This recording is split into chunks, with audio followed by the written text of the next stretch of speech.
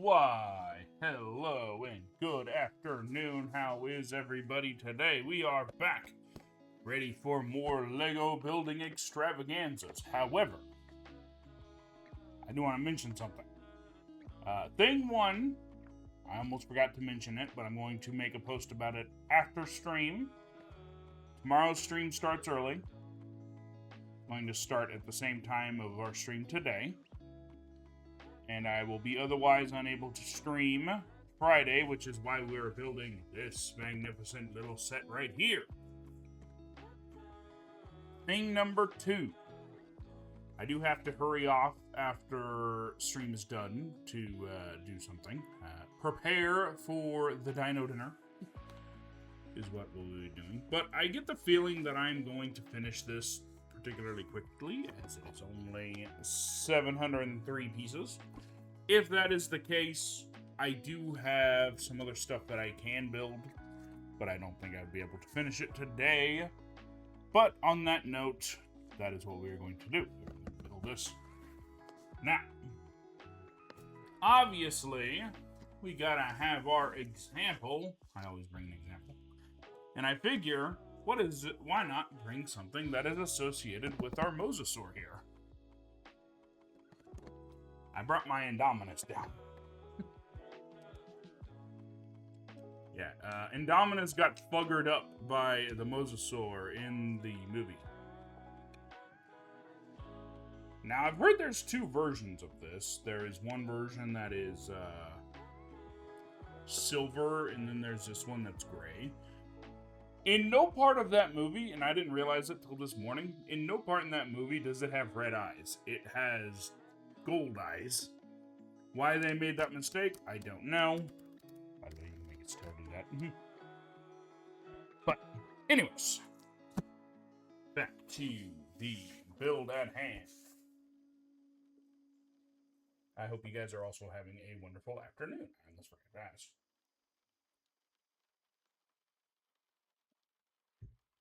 Like I said, I'll make a post about stream tomorrow, tonight.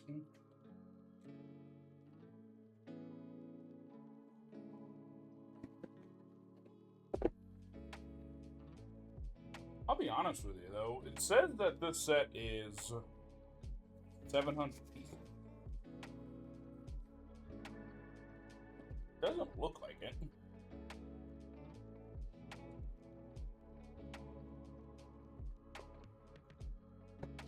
Looks like less.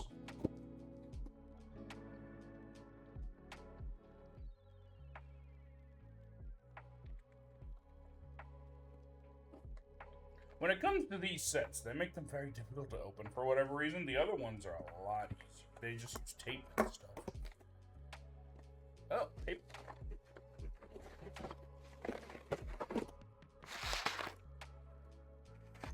Okay. So this is probably my first... Oh, there we go. Oh, he's a chunky boy. Set that over there. But, I want to say this is the first set that I've gotten that was primarily plastic, paper bags. So it begins.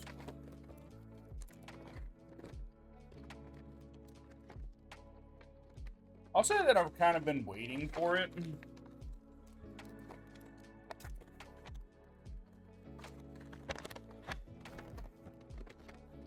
We got 4 bags. To be honest with you, most of these bags don't feel like they have very much in them. Is that what we're going to do for making up for using the plastic bags? We're just gonna not fill them all the way.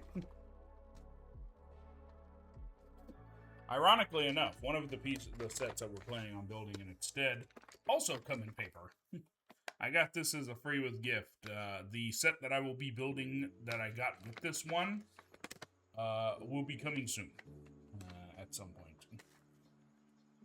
There is a life event that I want to do first before I build it, which I will tell you all more about at a different date, if not today.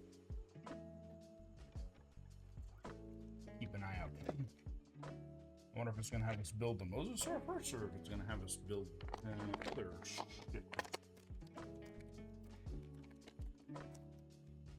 By the way, in case you're wondering why I tend to get sets like this, I usually build big adult sets, is I really like the minifigures of the dinos. So, as you can see, this one, I actually don't have the original set this came with. I bought this at a Lego reseller, so occasionally I will just have a Dinos minifigure that doesn't have the original. In case you're ever wondering, that's the reason why. Okay, so this is the construction of the helicopter and the Mosasaur. This is the construction of the boat and the ROV.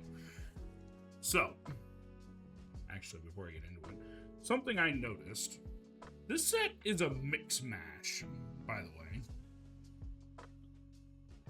So this is the design of the Mosasaur from Jurassic World, not from Rebirth, because Rebirth's was green.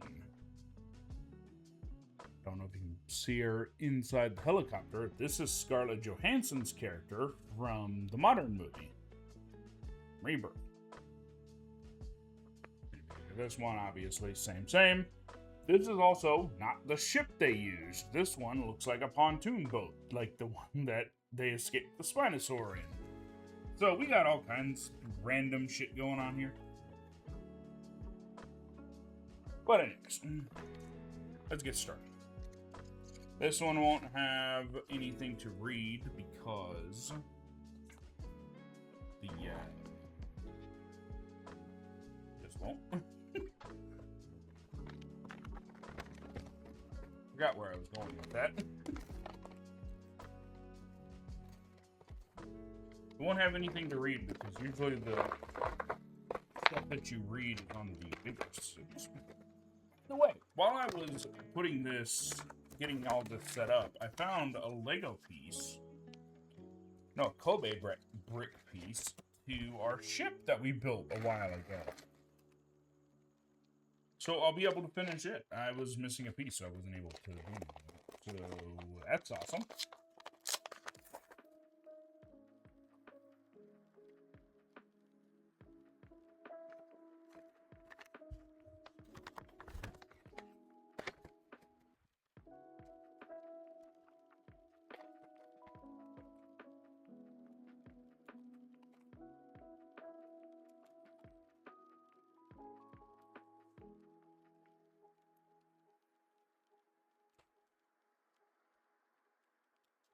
The thing to remember is, now that I think about it, there was a helicopter in this movie, but it wasn't on the boat. Try to.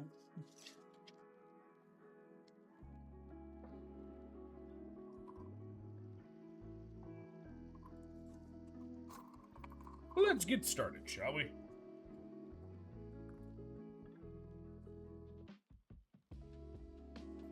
Well, ironically enough, I have seen a Coast Guard helicopter, which is the helicopter they attempted to use to escape. So if I wanted to recreate that, I certainly could.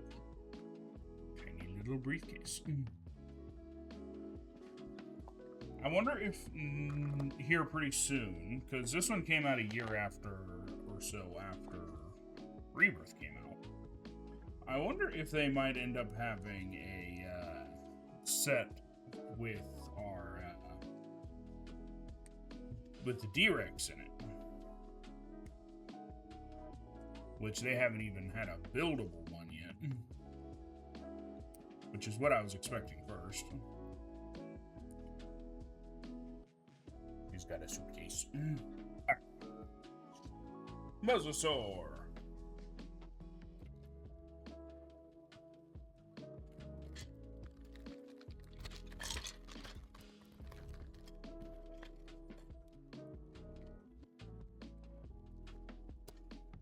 Yeah, I think this might work pretty well for an extras bag.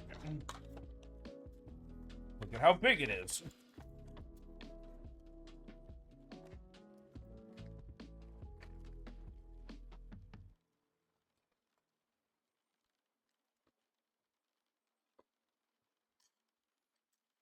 His mouth is so big. I don't know if you can see in there. You can actually see the back of his throat.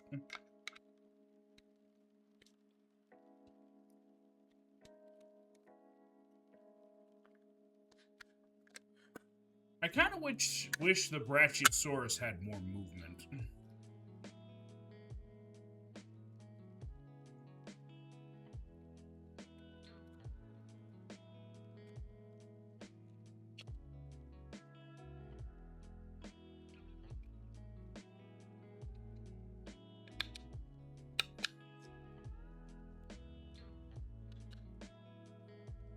They don't fit in there that readily.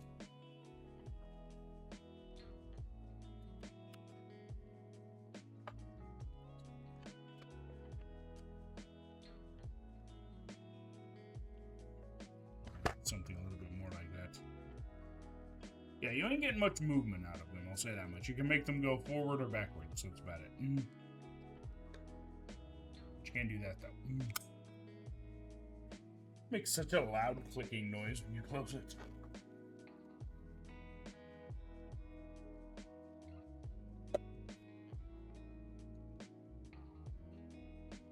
Now, if I remember correctly, mosasaurs are most closely related in real life to monitor lizards.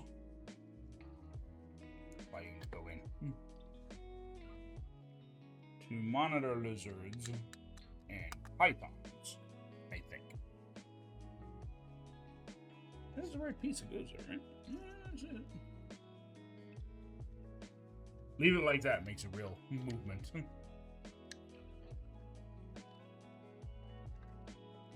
There it goes. You ain't getting that out of there, though, is one thing.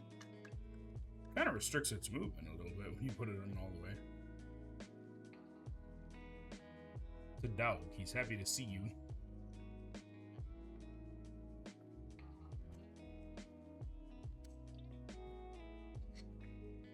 It would have went something a little like that. Now, interesting factoid. I think they did estimates based on the mosasaur in the movie and comparing it to the great white shark that it eats in the show. And they estimate that this thing probably would have been approximately 120 feet long, which, that might sound big. Do you want to know something that is comparable in size to 125 feet? 120 feet. The redwoods in California. The average height for the big ones is 120 feet. Is she a big boy? Is she a big girl, honey?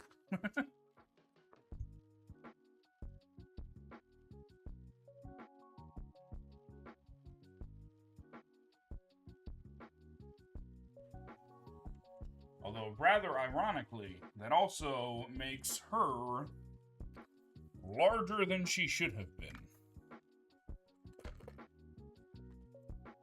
Mosasaurs were estimated to be about 80 feet long, which would mean that she'd be about the size of a sperm whale.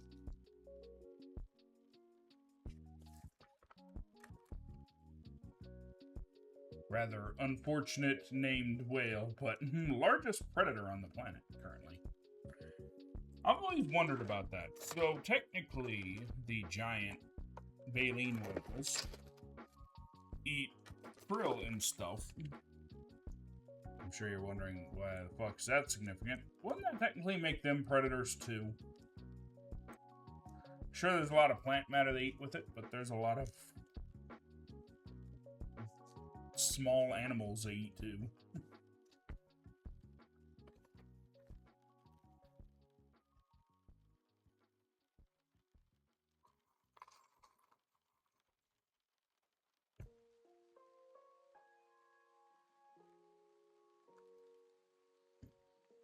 I'm trying to found things.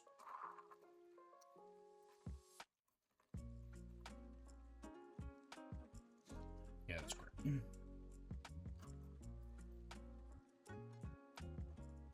What I will say for our other build, the other build is another Jurassic set, so it would be keeping if we end up building part of it today.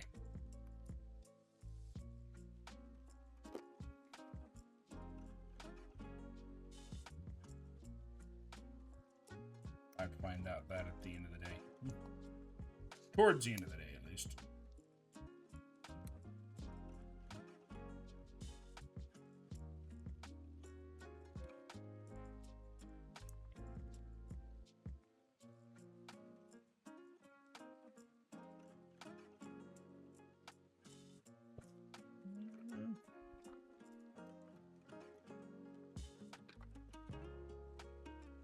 Although I have always wondered why Lego doesn't just sell the mini bricks by themselves.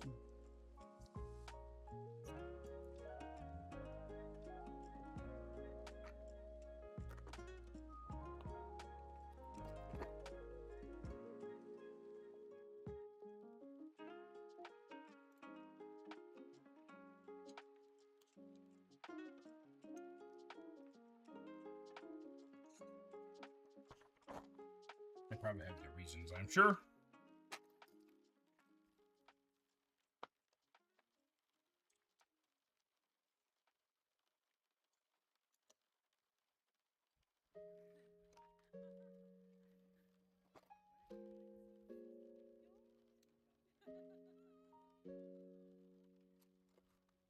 It's a very brightly colored helicopter, I realize.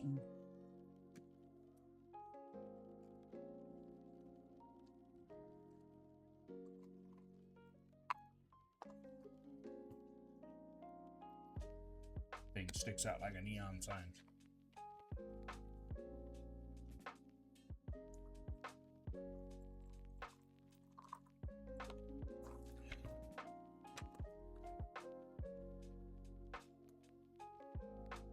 Although I did have a thought, I wonder if it'd be possible to convert the boat into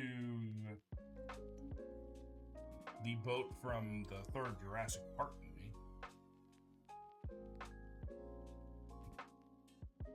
And the one that Grant and Co. used to get away from, try to get away from the Spinosaurus, and that doesn't work so well.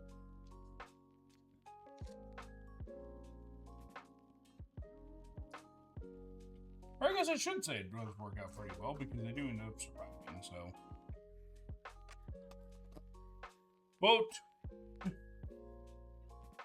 Guess what? It gets better than boat. One second.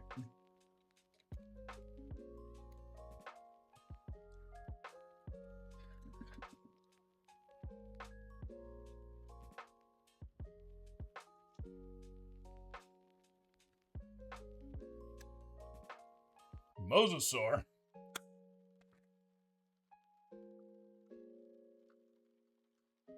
The only problem is that these don't move very well. It just moves in that kind of position.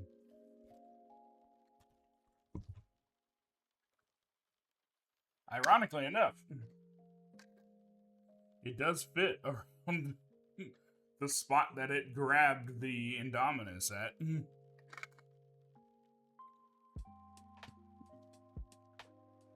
And you can completely swallow a minifig with it. Zora from Rebirth. I'm just still trying to figure out why they didn't make it green, because that was the color it was in Rebirth. She's scooting.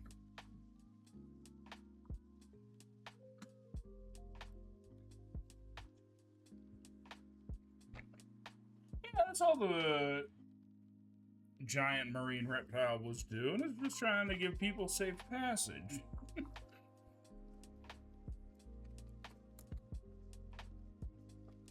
Why is everyone screaming?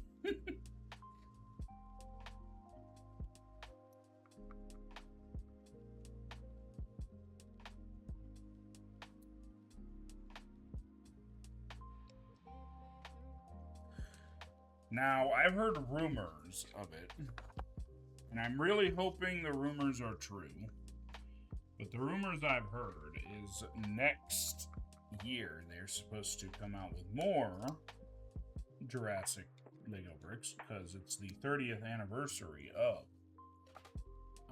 The Lost World. I'm kind of hoping that they have some of the stuff from that movie as sets. Whether or not that ends up being true, I don't know.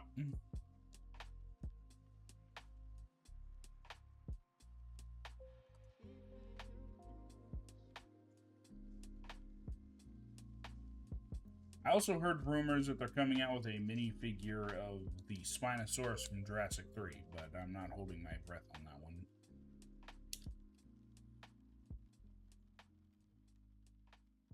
Because they have already technically released a minifigure of Spinosaurus. Although if they release it with its colors, I think I'd be fine with its current design.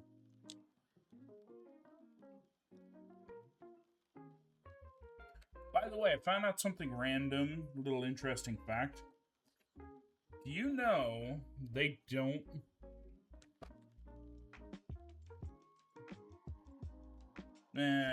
yeah. Depends on the rumor, I suppose. Do you know they couldn't recreate Spinosaurus' roar anymore?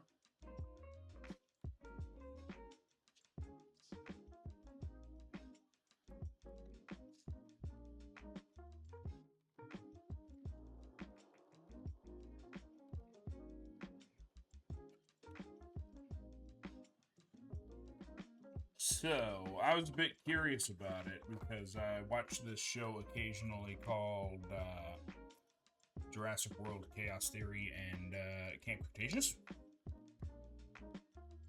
And they were wondering why they don't ever release it on DVD. And somebody had mentioned that one of the reasons that they wouldn't be able to release like a special box set is because all of the, I guess, the files for the roar for Spinosaurus were destroyed in a studio fire.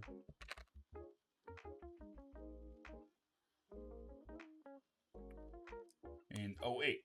So all of the roars that we have of the modern Spinosauruses are recreated from scratch.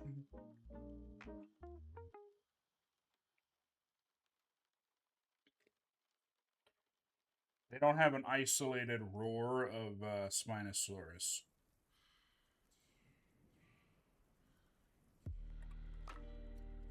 So let's say they tried to use the movie for it. They couldn't because they have the sound of the music in every shot that the roar is in, so they can't recreate it.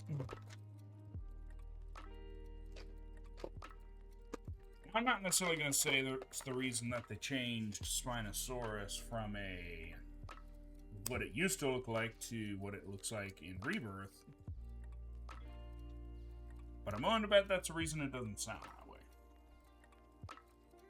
I actually have a different reason for why I think Spinosaurus looks different.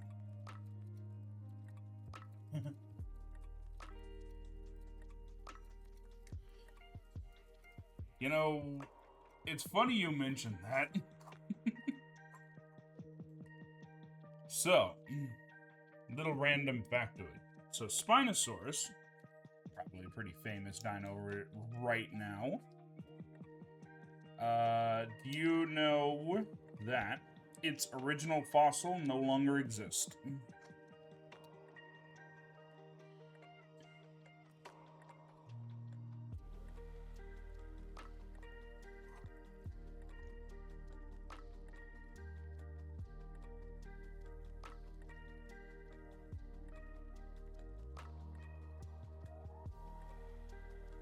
So, Spinosaurus was found by a German paleontologist, I want to say in the early 1900s, taken back to Germany and put on display at the museum.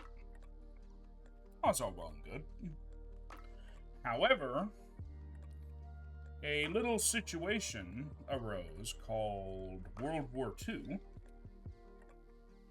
and during a British bombing raid, a bomb went right through the roof of the museum, destroying a bunch of specimens, and destroying the most complete Spinosaurus they've found so far.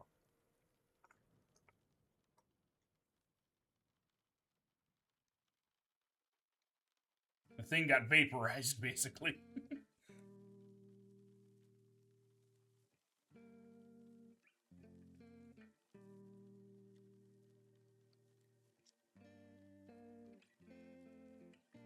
Yep.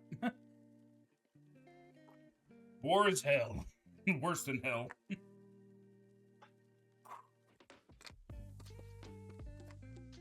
Yeah, all they've found since has been just like little tiny remains like teeth or something, or like parts of jaws. Never is complete.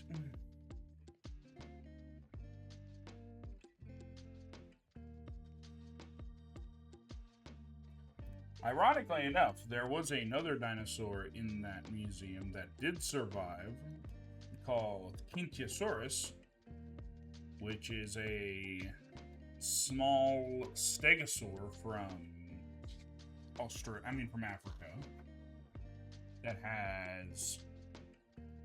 So you know what a stegosaurus looks like. It's one of the plates all over its back.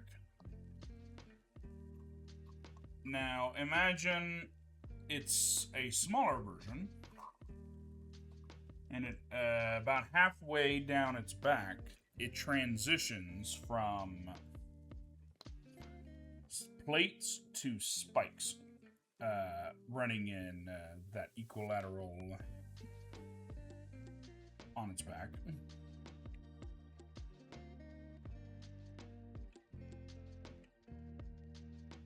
And it also has spikes running out of... It also has spikes running out of its shoulder blades. Like, I guess I'll use this one. Not exactly the best example, but it has spikes running like that.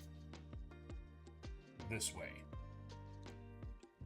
Out of its shoulder blades. It was also on display in that museum, but fortunately, it was in a different area, so it survived. Which also been of benefit because they never found a complete one of that either, ever since.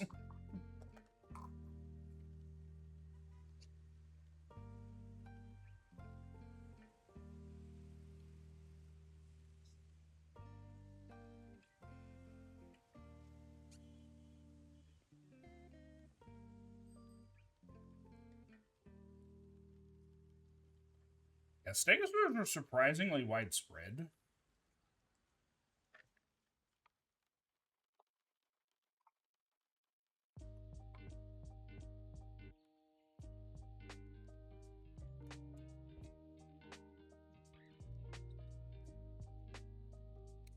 I guess I found some in China that had more of a half-moon shaped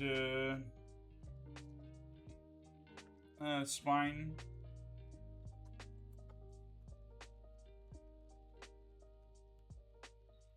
They're actually in the Jurassic World Evolution games, which I will be getting back to playing in short order. I just haven't done it in a while.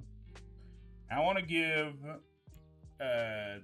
Jurassic World Evolution 3 a chance to release a couple DLCs, and then I'm going to jump back into it.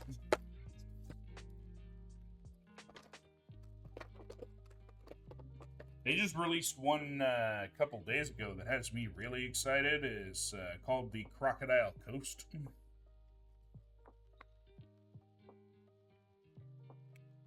They have Postosuchus in the game now.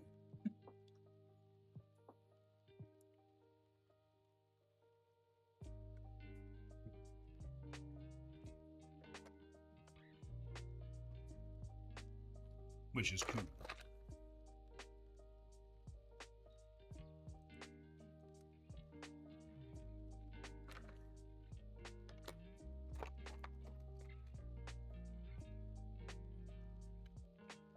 Which I'm sure we'll never have a Lego setup, unfortunately. But still, they're kind of cool.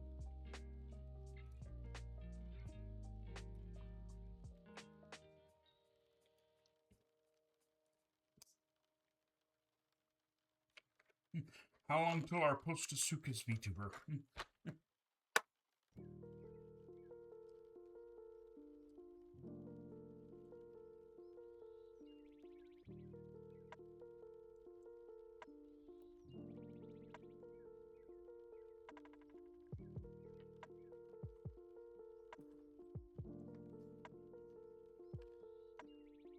By the way, do you know what a Postasukas is? I realized I started talking about something, and you may not know what it was.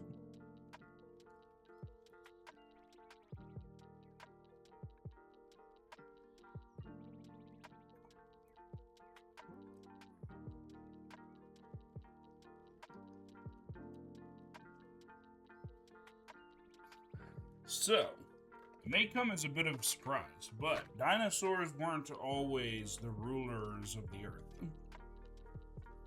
In the mid-Triassic era, there were what were called running crocodiles, which were obvious crocodiles that had a tendency to run after their prey. And Postasuchus was one of them, one of the biggest ones, primarily found in northern New Mexico and Arizona. You ever go to Petrified Forest? They've been found there. They ruled the roost for a little while, but eventually dinosaurs won out because they had the ability to hold things in their hands when they were running. And were just, in general, far more energetic. And so the crocodiles were relegated to not running anymore.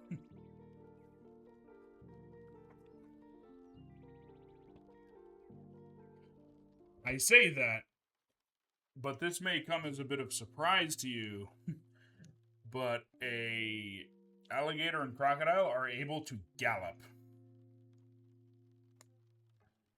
If you want to see a spooky video, look up alligator galloping. They are really fast in short bursts.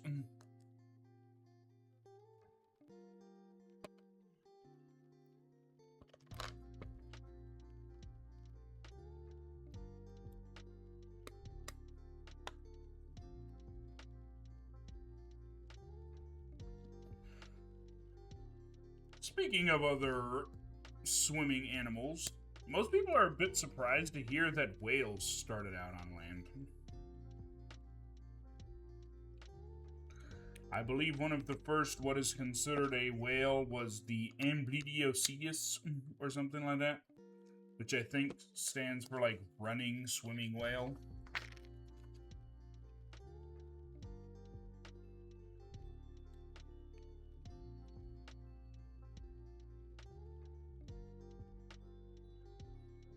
No, it's a walking swimming whale.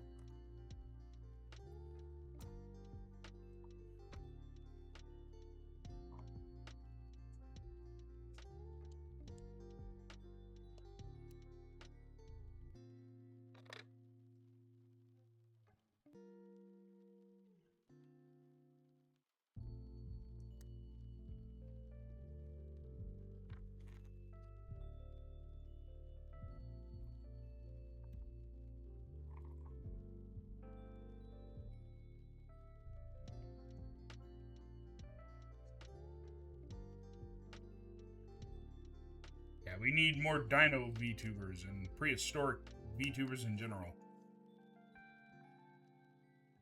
Personal opinion.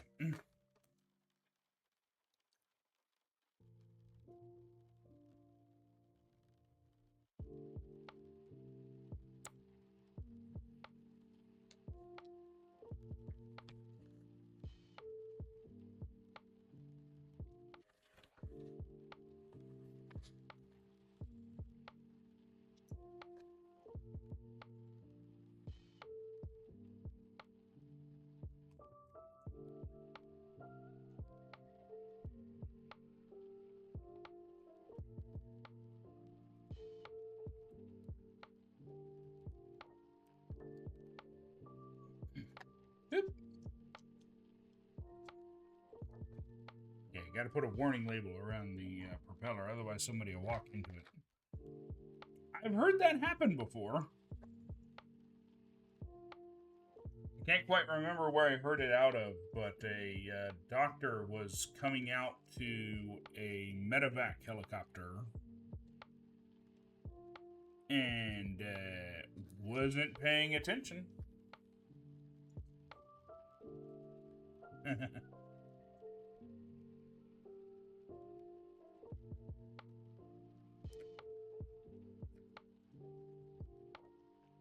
Yep. Yes, having people to talk to is nice. But, yeah, he's running out to a helicopter.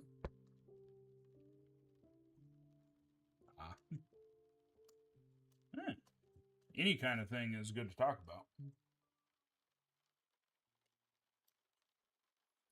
Oops, put it on. But yeah, the guy was running out, the doc was running out to the helicopter. Wasn't paying attention. And, yeah, probably not going to describe what happened, but I imagine you could use your imagination.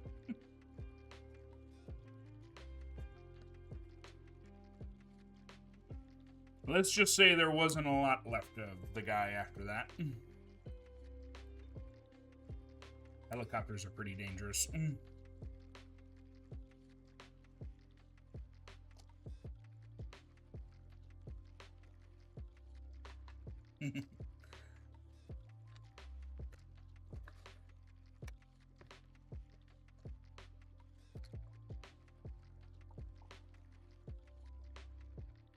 That's actually not even mentioning the fact that they're, if you're in them, they're kind of dangerous. Yeah, if something happens to the rotor, you just fall like a rock.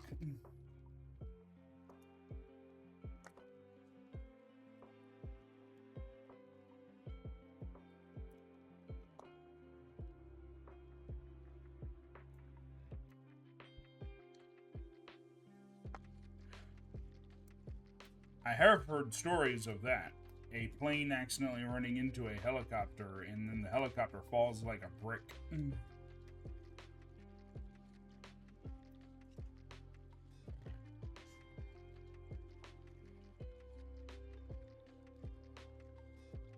Probably very small chance of the Raptor getting in a helicopter.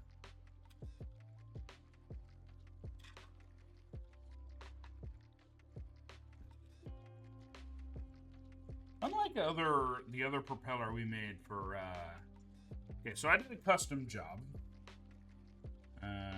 A while ago I had gotten the,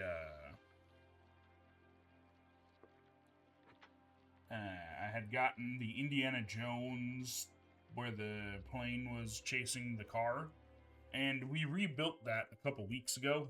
The video for that can be found on YouTube.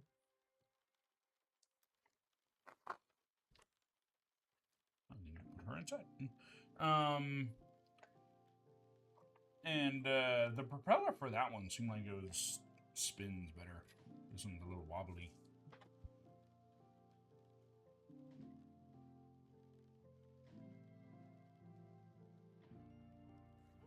Images for it can be found on my Blue Sky, which is probably where I'll be posting these later. I have cables and shit everywhere.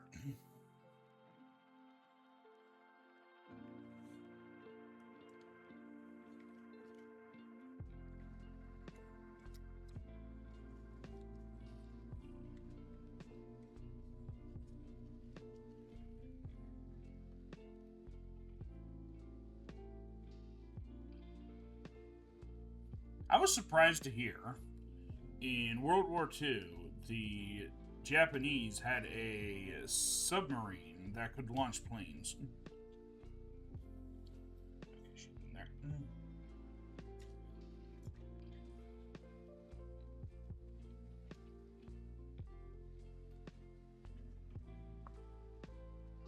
Granted, they were seaplanes, but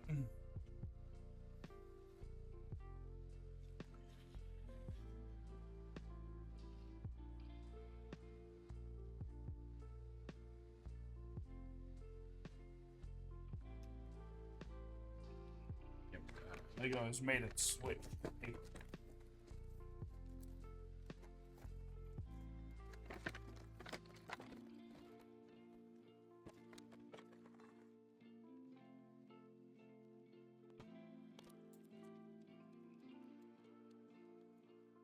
And good for the environment.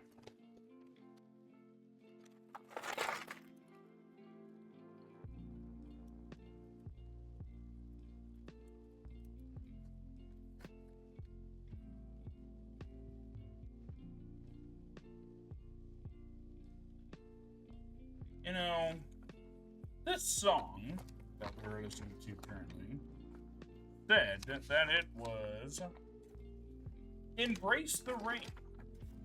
I haven't heard any rain in this song whatsoever.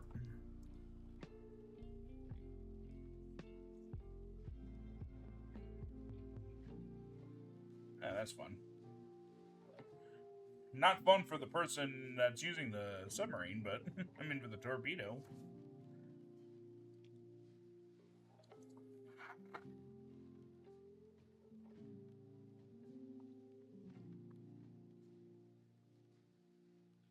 Yeah, I chose it because I'm all like, oh, we're building a ship.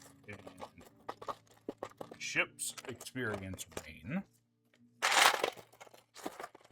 I shouldn't be surprised. The Lego set I was building last week said, the song I put on said, underwater vibes, and there wasn't any water sounds whatsoever.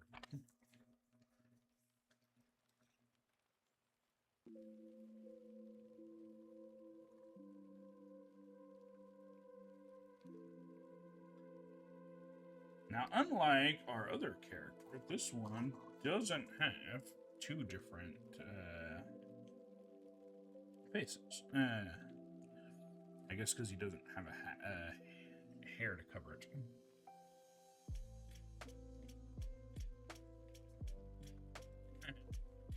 I guess you could call it a vessel. They gave him a nice little mug.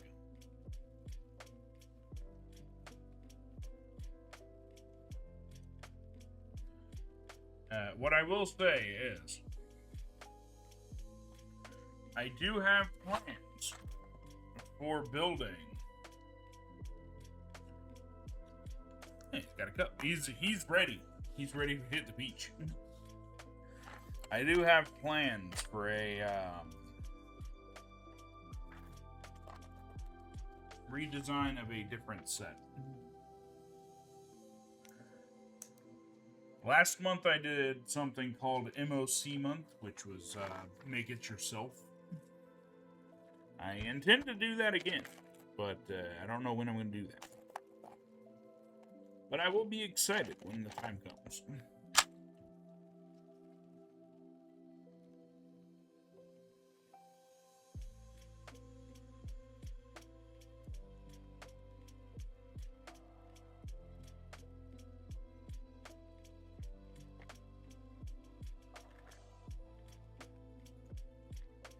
It'll be kind of a small ship, I realize.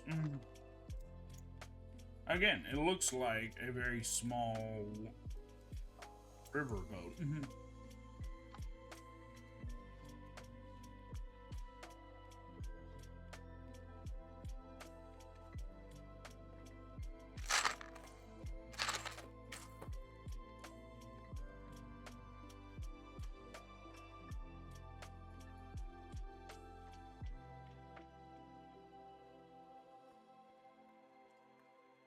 Or like a pontoon boat. I guess it'd be called a houseboat, depending on who you ask.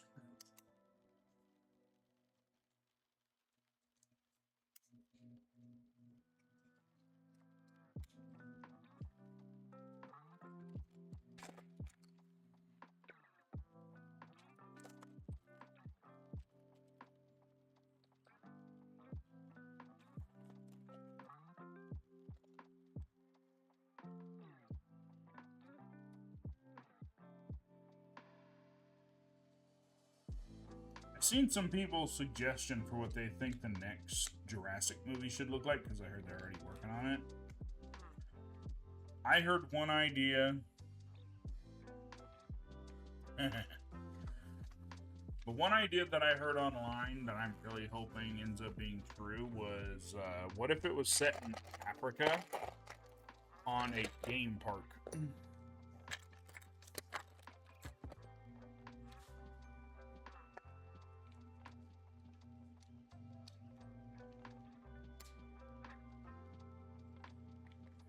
And that gave me the idea, what if it was set on Hammond's old reserve? Because he said that he did have a game reserve in Kenya.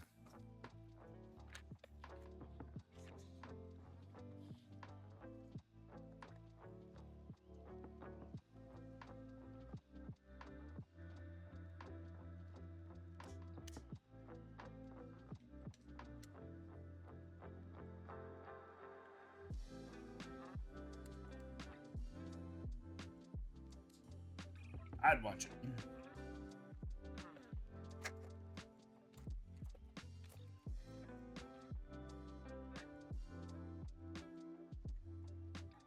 What would your idea be for a good sequel to Rebirth, or did you watch it? I know some people that didn't.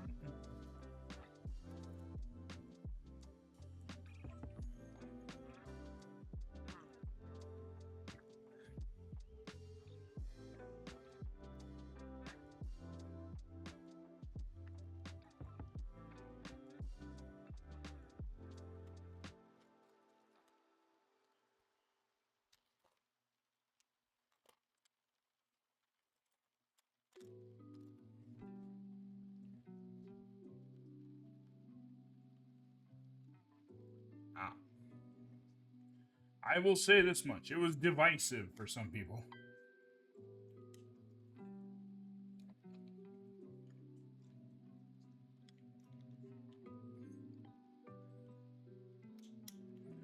I am just a fan of cinema, so I really didn't have anything negative to say about it.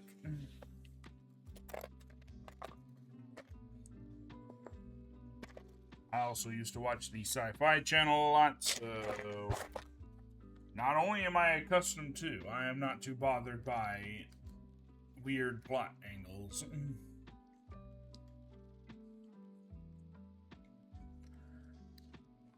To give a reference of some of the weird plot angles that I've heard in my day, there was a movie on the Sci-Fi Channel that talked about getting struck by lightning, and there were monsters that were in the lightning, and it said that if you got struck by lightning once, then you could not get killed by it again, and they went into the lightning bolt to fight the monsters.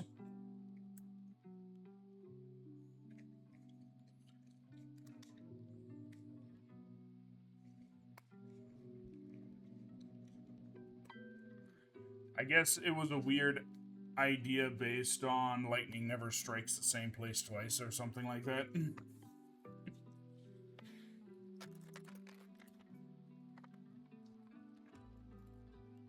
Old Sci-Fi Channel was a very interesting place.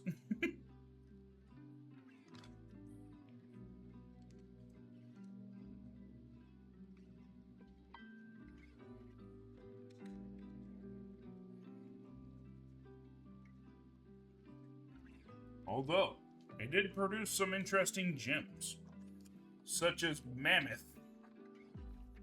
Would you care to guess what that is about? Also, there's a jet over my house.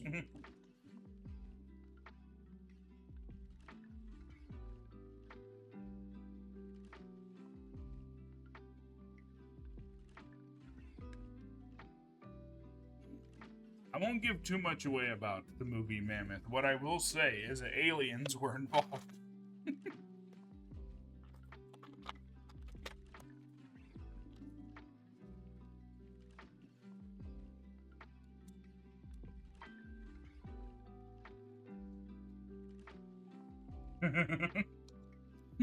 Aliens and mammoths.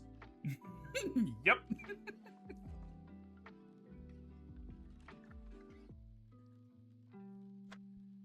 Whenever I say aliens, I just can't resist the urge.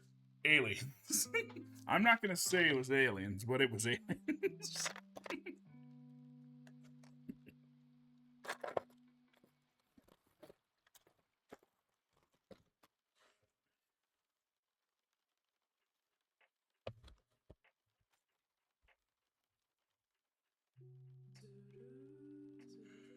That movie was ridiculous, and I loved every second of it.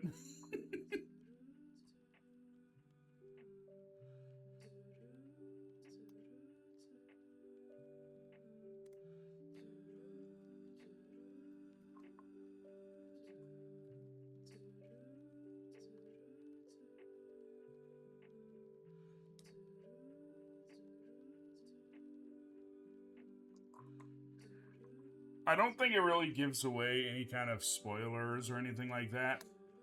But one thing I find really funny about it is a the main central theme is there is a mammoth that they have that is frozen.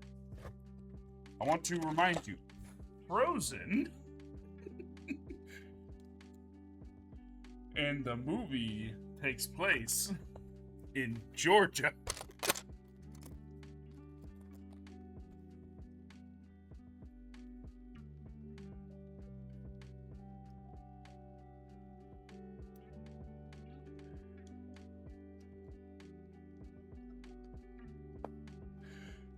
Which the premise of that sounds ridiculous, but I'm surprised that it didn't bother me one bit.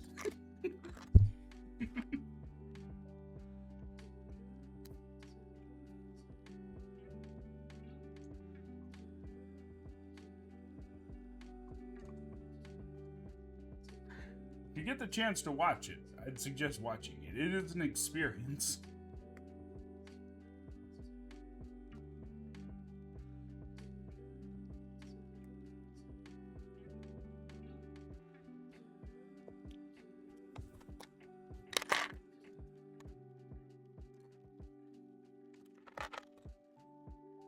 And when it comes to sci-fi channel movies, a lot of them end up boiling down to secret government installation on island we have lost contact with. We are sending in a group of people to try and fix the situation.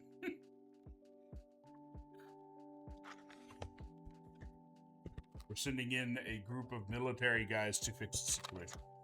I know of at least 4 of their movies that follow this concept. 2 of them involve the same monster.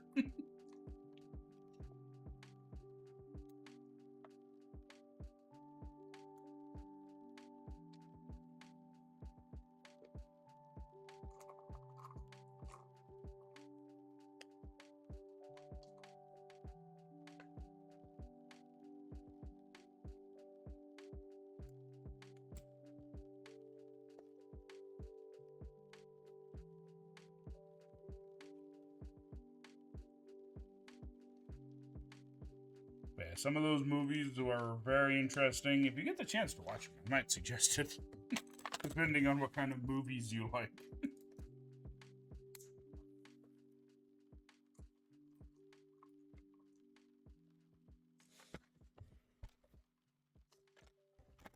A lot of mockbusters played on there.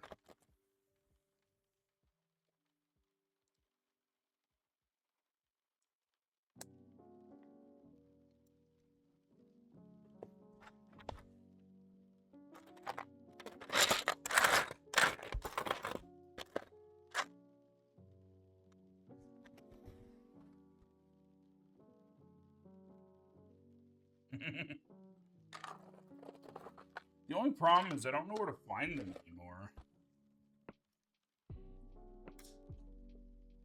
So, way back when, early 2000s to 2010s, they would release a new movie like every week for a while. Especially true during October.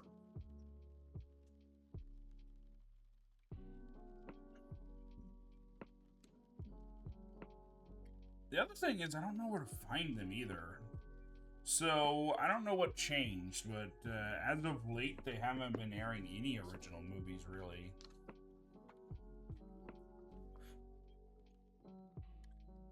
It's all been movies that you can get elsewhere. Just disappointing.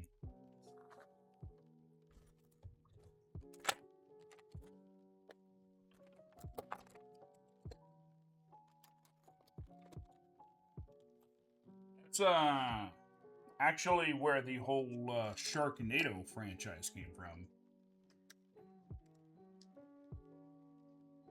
They were from Sci-Fi Channel movies, and then they, for whatever reason, it just took off.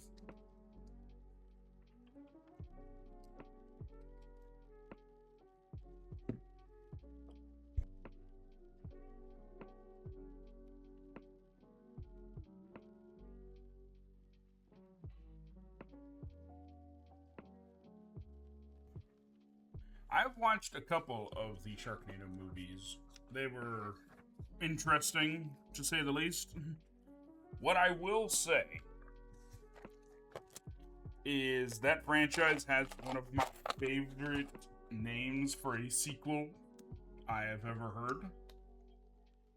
One of the Sharknado movies is called Oh Hell Nah.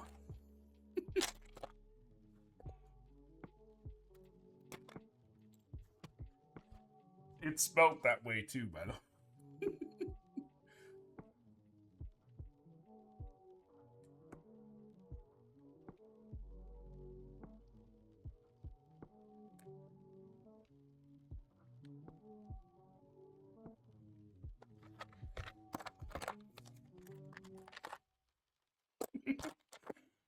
Completely original. I just like the name of it. Oh hell no.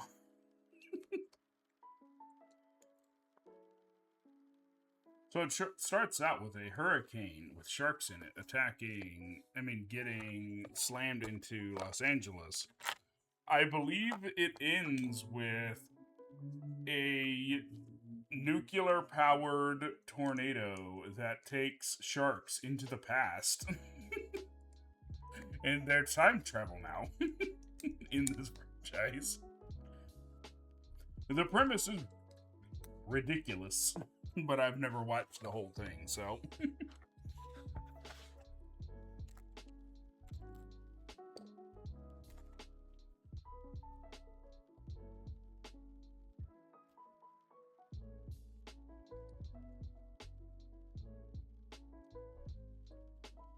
I think I've only watched the first one, and I've seen parts of the other ones. The first one's reasonable. The other ones are not.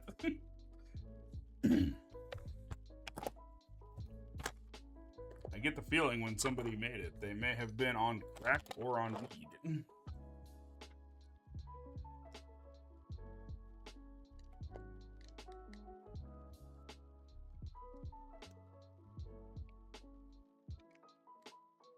Or maybe both. I'm not sure.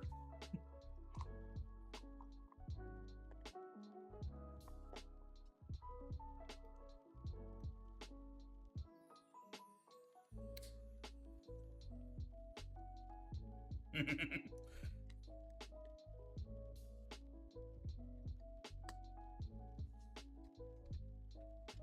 think one of the things I remember for one of the later ones of that particular franchise was one of them had been eaten, but then it's all like, I'm still alive, but now I have a chainsaw brain.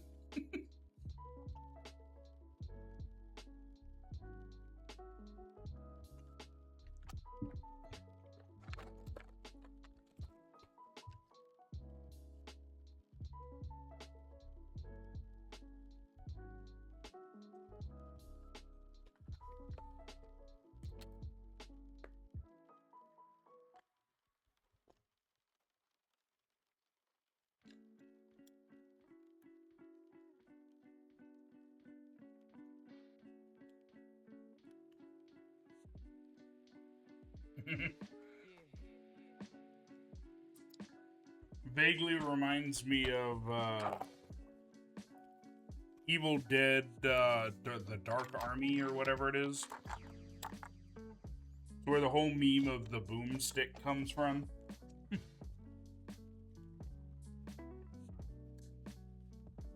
Army of Darkness, that's what it's called. Yeah, Evil Dead 2, Army of Darkness, takes place in the Middle Ages, where Ash, the main character from the first one, gets teleported back in time to the Middle Ages, where there's demons and shit. and apparently his hand turns evil, and he has to chop it off, and then the hand tries to kill him. So then he just ties a chainsaw to his hand.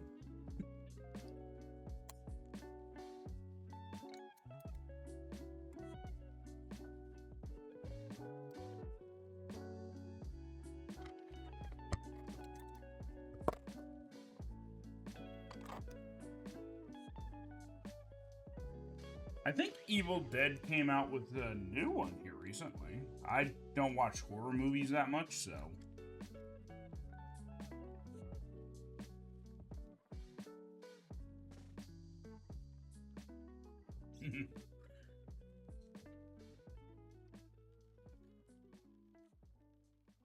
But yeah, I don't tend to watch horror movies that much, so I'm not entirely sure. Put that on the spot.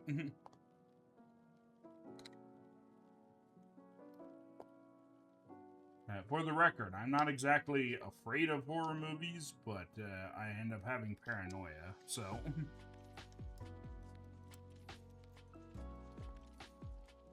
Looking over my back in the middle of the night.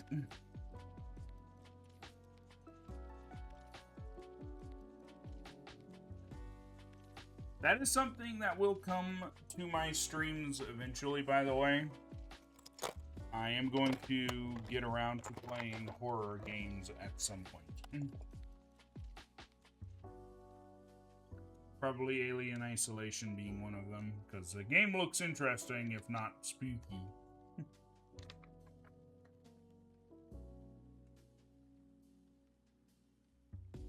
There's pretty wide space between the pontoons on this boat.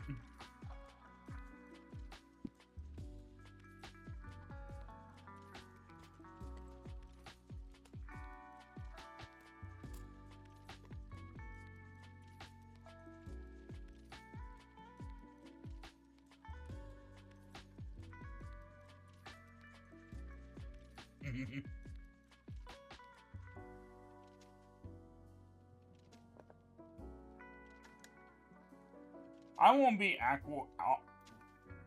be outwardly scared of any movie usually. Like, I don't even jump scares.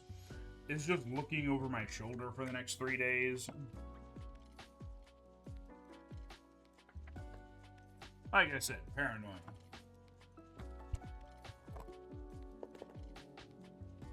Yeah, because then you're in the action.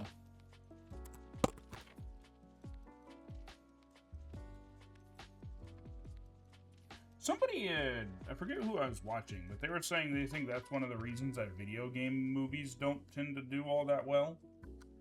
Because you're taking away a dimension. You're in the action. You control the action in a video game. You don't control the action in a movie.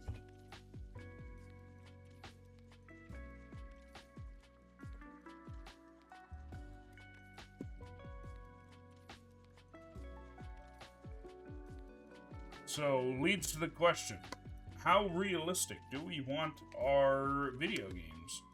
Do I want to get PTSD from playing Call of Duty? Probably not.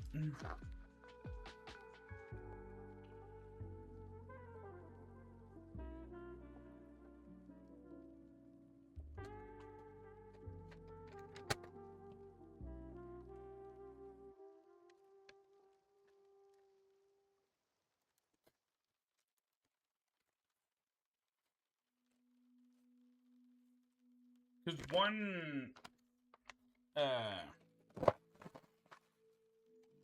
here in Nevada, they have CES, which is Computer Electronics Show. And I remember a few years back, they were debuting a kind of like a video game device that it's basically a dish on the bottom, and you stand in it with this special kind of shoe that's smooth on the bottom, and you can actually walk in one spot as though you're walking around in a video game. And I was all like, that is an interesting bit of tech. I don't think I would ever use that.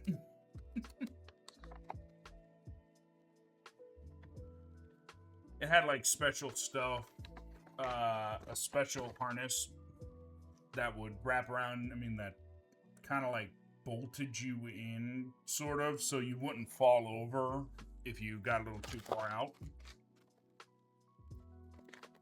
And I'm all like, I think that's too much. Because the thing that spurred on this decision was they had mentioned that, like, TV screens are nearing the point where our eyes can't even discern the difference between things. So I guess what amount of innovation is too much?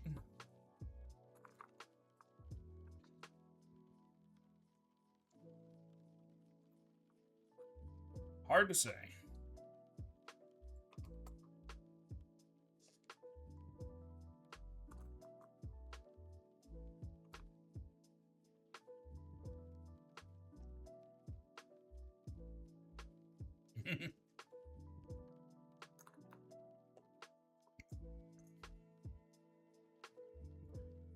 So have you been seeing the commercials for the new Galaxy phone that has the screen that folds? I guess that's been technology that's been announced at CES for a long time. They just haven't released it to the public yet.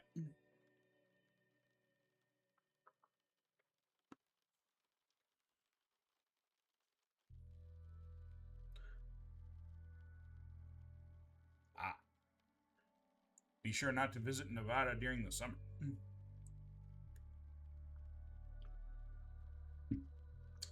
It is currently 1:11 where I am right now.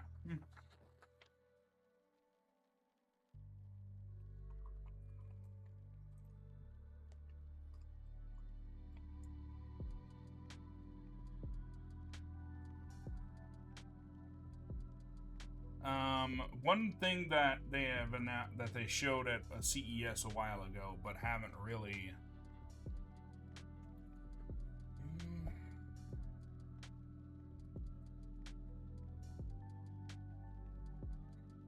I want to say that I heard somebody say 30 in not America.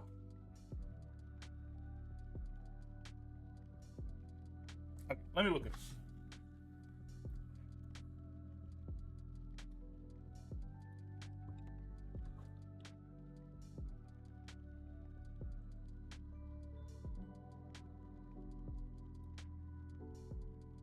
Uh, 43.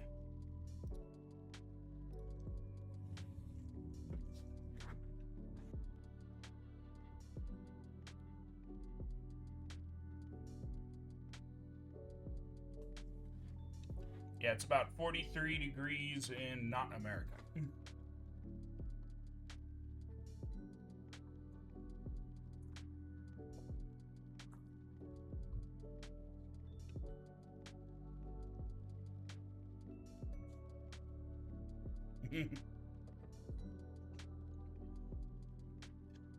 Yeah, when it comes to temperatures like that, they advise that you stay inside.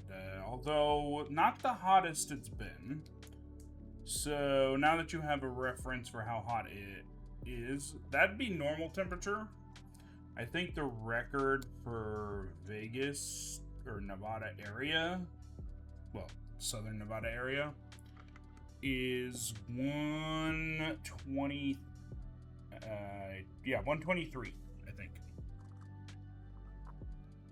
It's usually not a problem for me until I go to sleep. Then it's a problem. I have trouble going to bed if it's above about 60.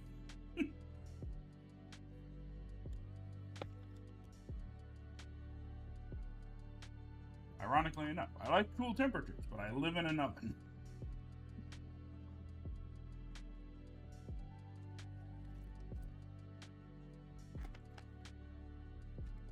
If the desert...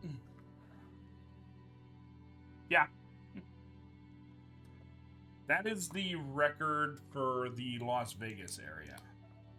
I don't live in Las Vegas proper, out of in a secret bunker in the desert. But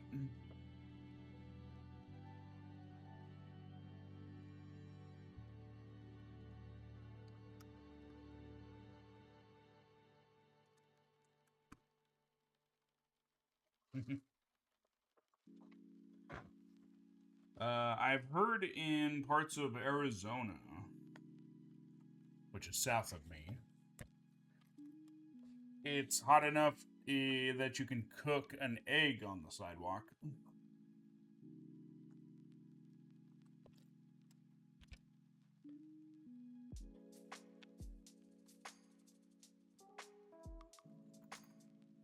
Although in Phoenix, it's actually hot enough to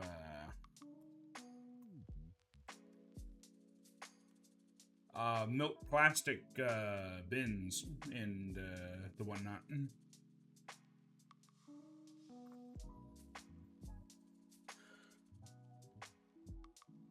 Nice.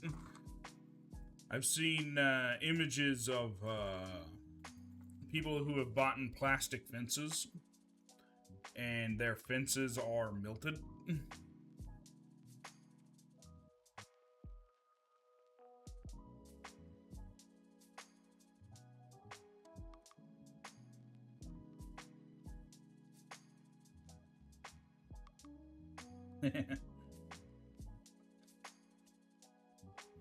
Their trash cans will be melted.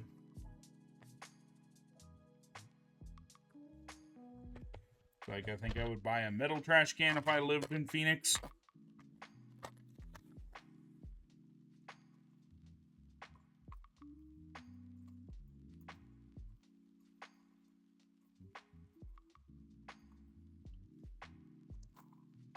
Although, surprisingly enough, even though it's warm, I feel like this is a very good spot for jumping out into looking at cool spots in the desert. Yep. The desert can be a very pretty place, though.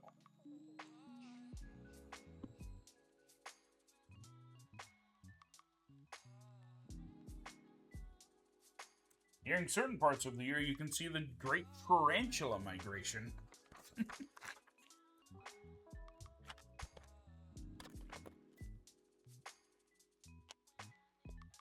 Where male tarantulas go looking for mates.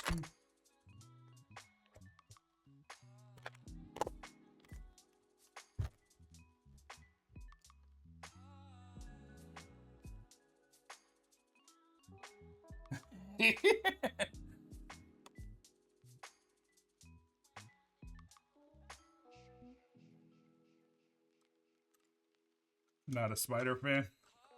To be fair, I've never went out and looked at it either. I just have heard of it.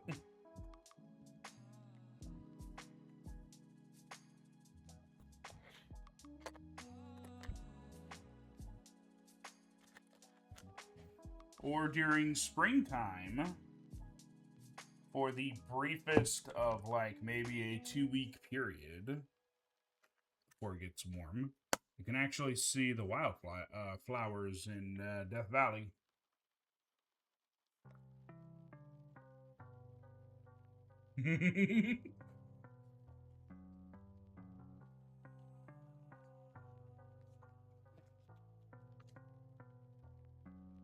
But yeah, during springtime, you can actually see the wildflowers in Death Valley. Haven't went and seen that yet either, unfortunately. Getting the timing right is everything.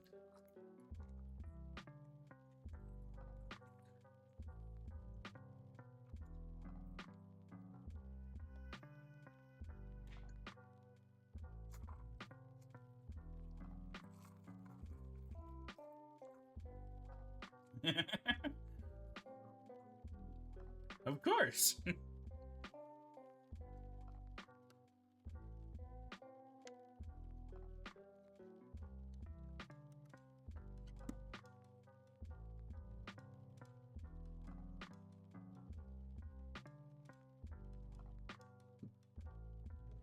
It's not too bad during certain parts of the year. I believe it currently holds the record for the hottest temperature on the planet. I believe it's gotten to 135.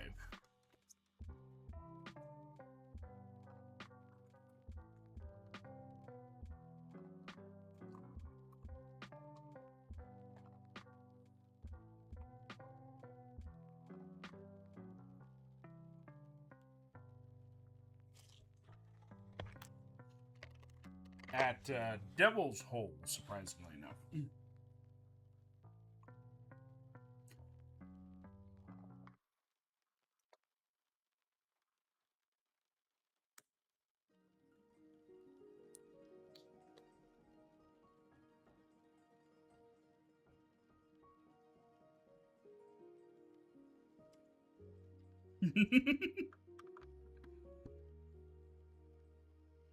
Yeah, in Death Valley, there's a campground called Devil's Hole, which had the highest recorded temperature on the planet.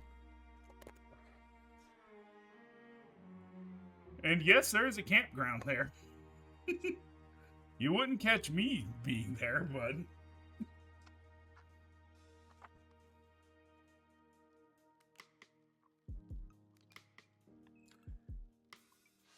So, in case you're wondering how Death Valley did get its name, there weren't always Europeaners on the West Coast. When they came over, mass migration, you had one of two paths for getting into California. You could either go north and risk freezing to death, or you could go south and risk the desert. Lots of people lost their animals in the crossing, so Death Valley it was.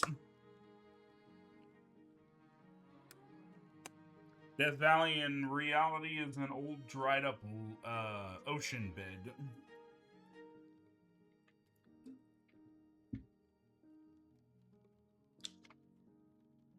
Have you ever heard of the Donner Party?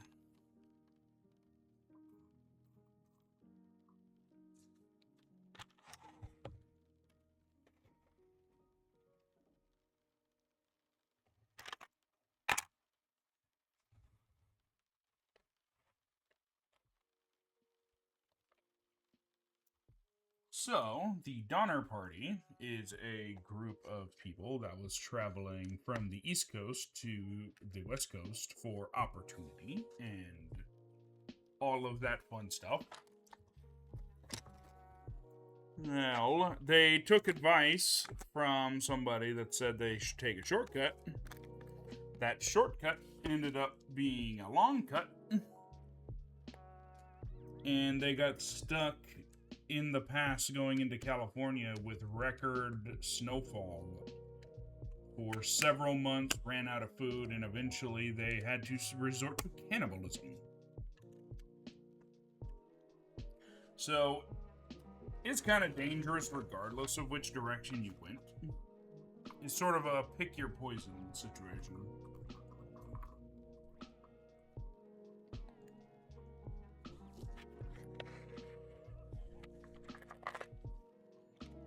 Either freeze to death or bake alive.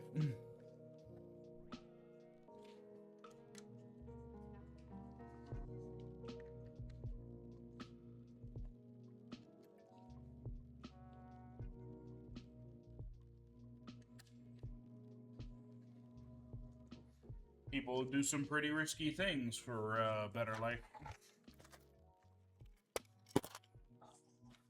It is a tale of survival, though, because there were people that did survive it, and I think there is like 1,000,000 people in California that are descendant from that group, because not everybody did die.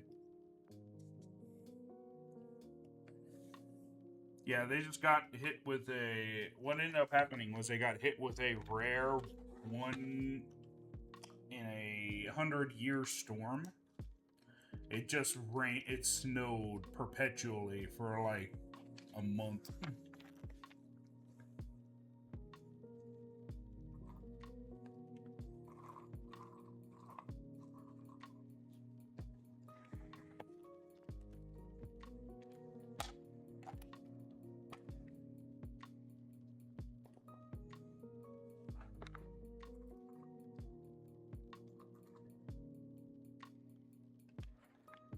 It's a fascinating thing to read about, though. Probably horrific for those who lived through it, I imagine.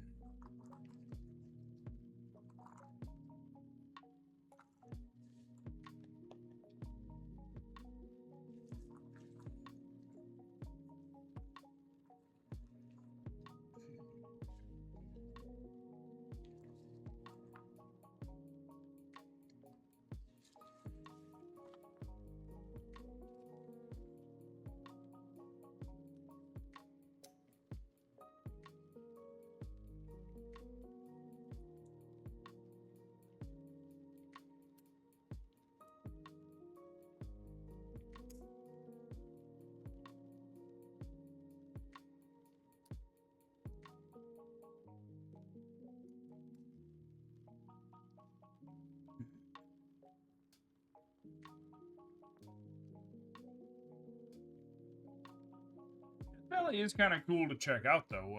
They have rocks that move there. So there's a big flat lake bottom that it used to be a lake bottom. Now it's just kind of like dried mud and stuff.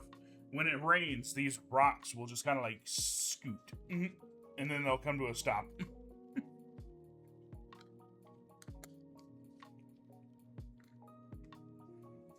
Pretty cool to check out.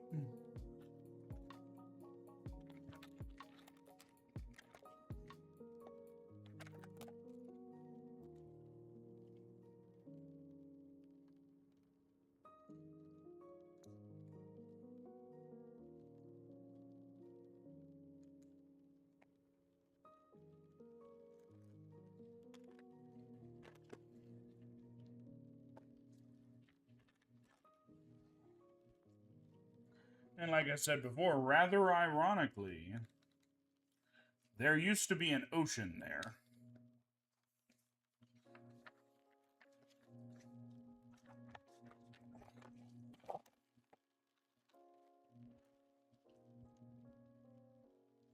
Might come as a bit of surprise, but most of California was underwater during prehistory.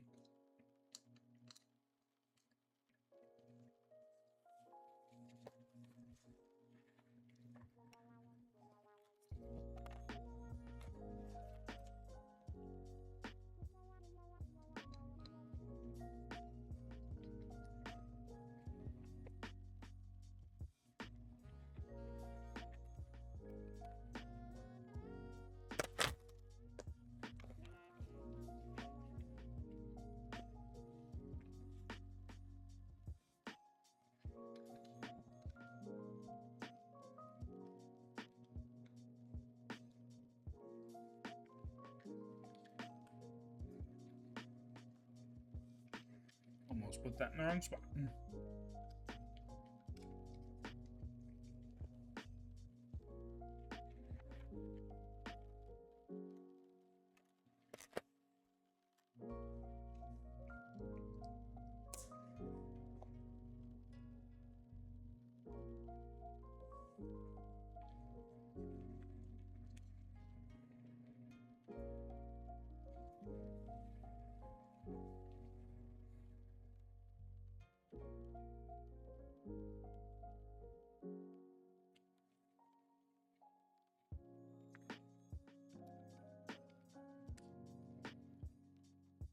Warning, warning.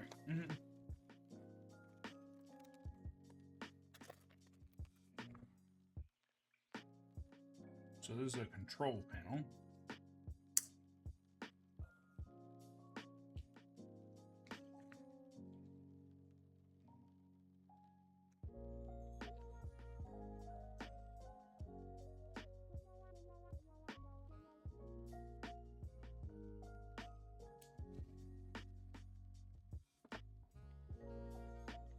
Yeah, still preference to pad pressed pieces over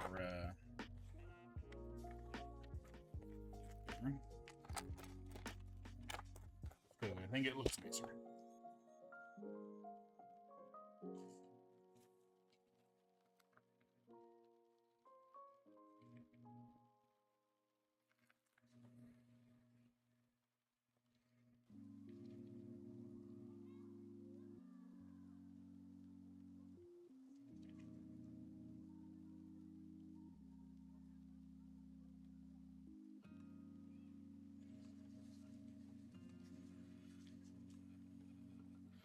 Not a problem. I'm happy you stopped by. I'll be on for a little bit.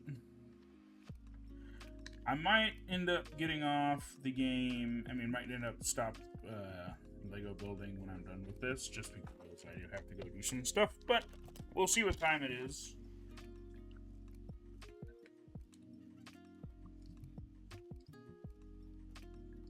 But I'll be here for a little bit at least.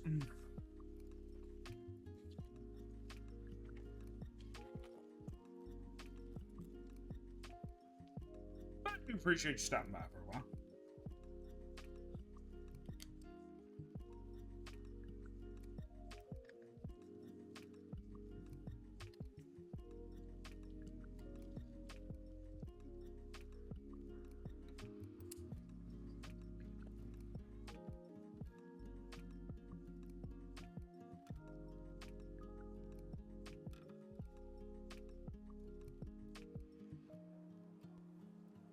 They ain't gonna have windows in this, apparently.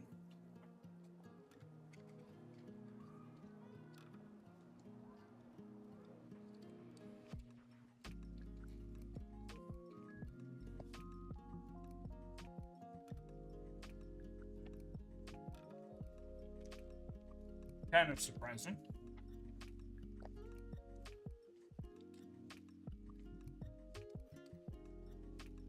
It is a pretty cool little boat, though. I just don't think it matches the set, is the problem.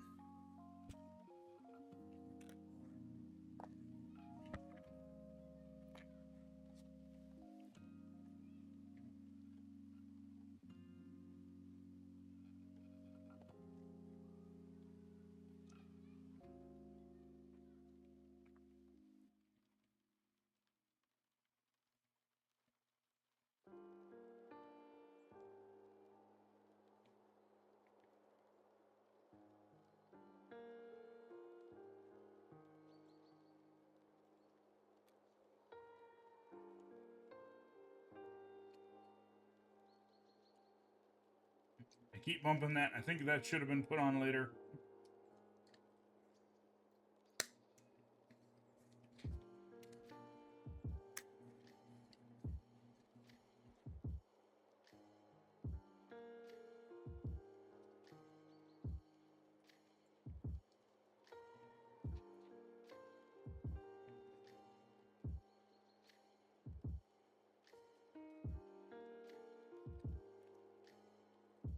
I'm kind of surprised it doesn't have windows. Seemed like a really good way to get all of the equipment wet. Yeah, you definitely don't want the steering area, the pilot area to get wet. Heard numerous stories of cruise ships that were traveling got hit by a rogue wave and the ship was entirely disabled because water got into where the steering wheel and stuff was.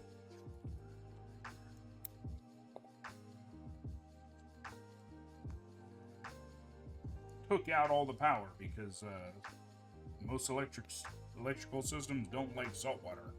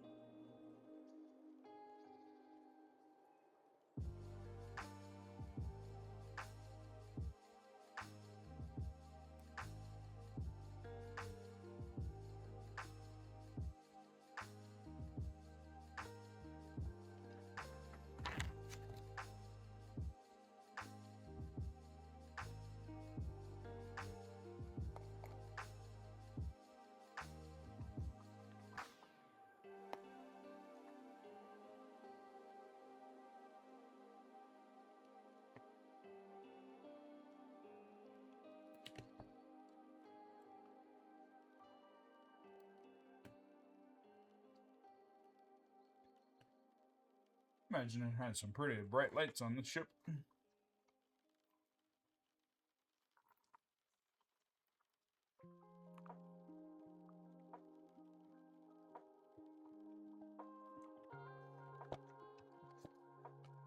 I got a lot done on a lot of this ship.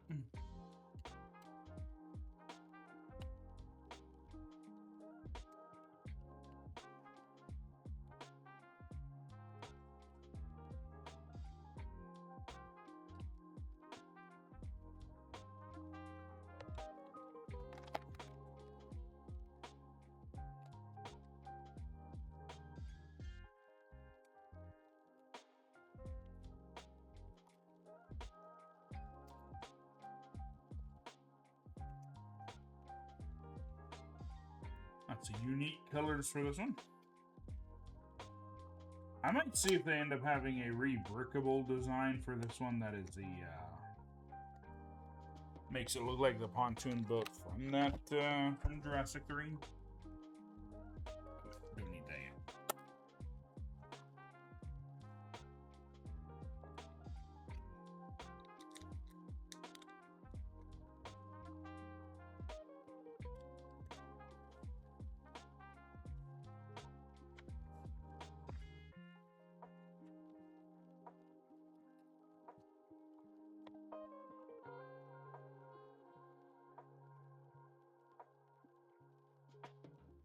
Don't exactly know what the purpose of separating it was, but okay.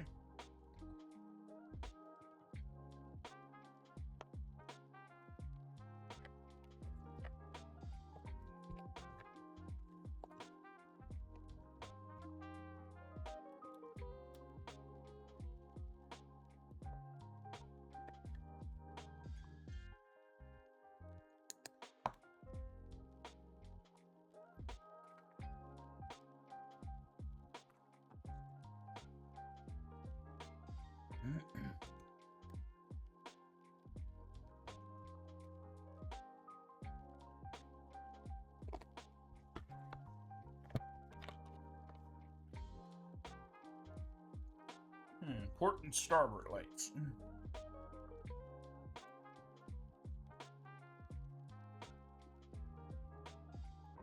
Way they can tell if you're coming or going.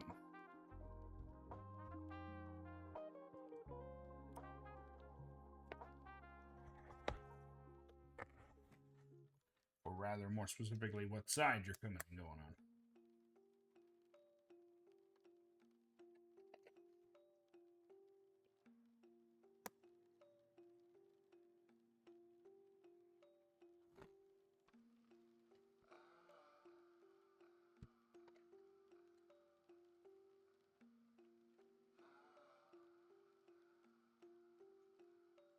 That's a rather impressive footprint, actually.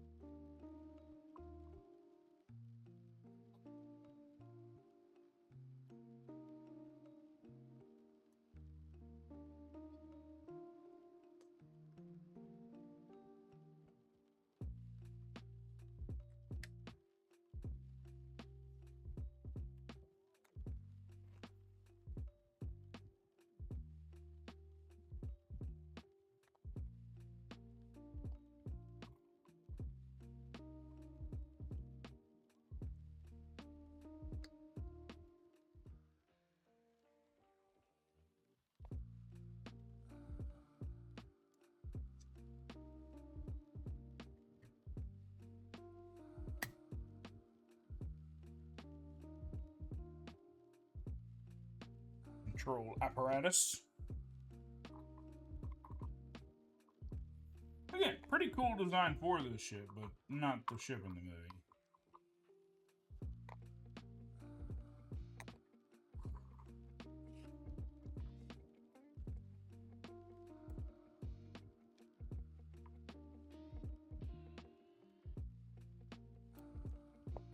Because when I first saw it, I was like, it kind of looks a little small. But then I looked, after I'm constructing it, I was like, oh, that looks sizable, actually.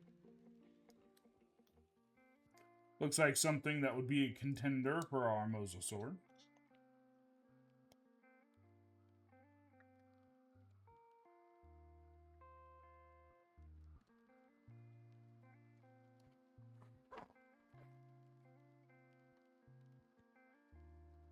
We got a crane that we gotta build. Build.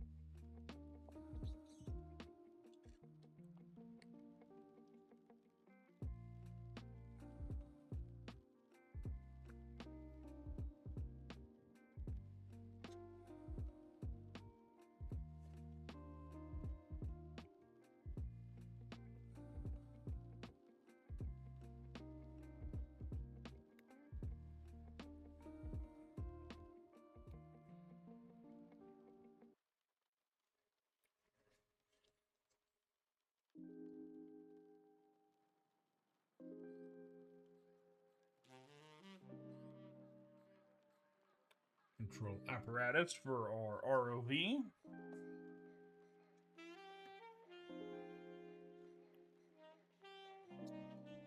Done this.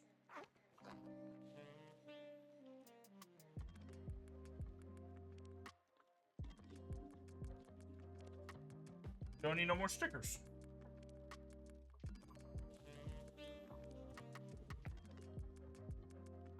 They gave us a rather big extra piece.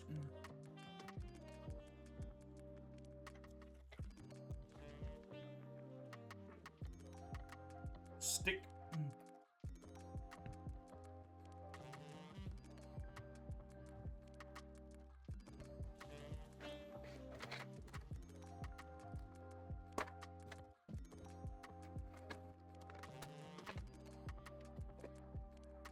Got 2 bags left.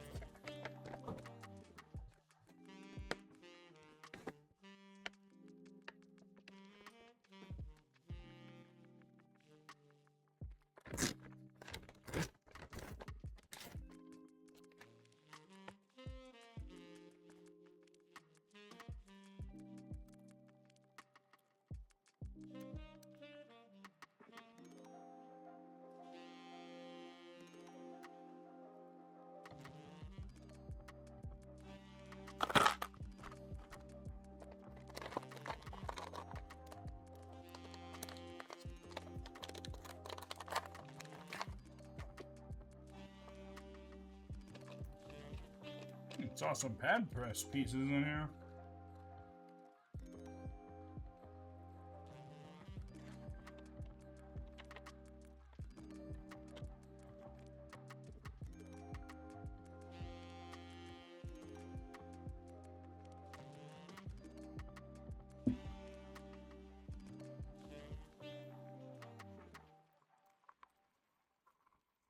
Let's get started.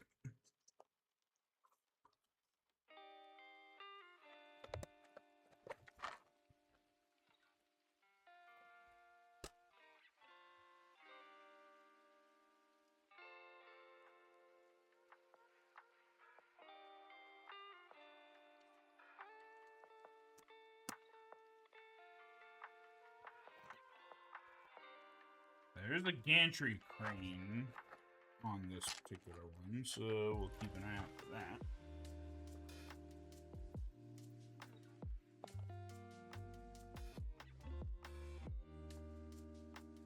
Maybe not a gantry crane. I think gantry crane is something different.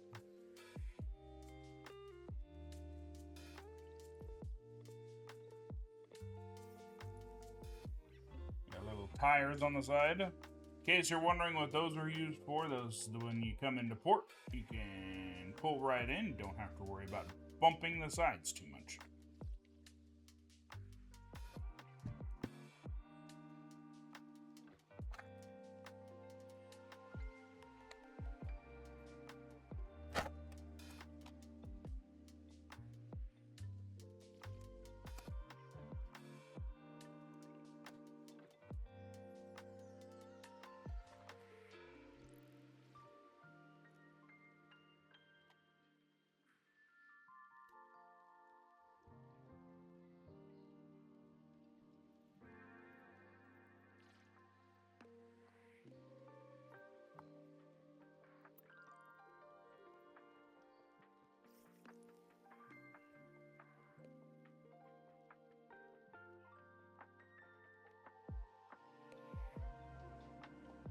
Now, I do have to wonder, are they going to put port and starboard lights on the back, too?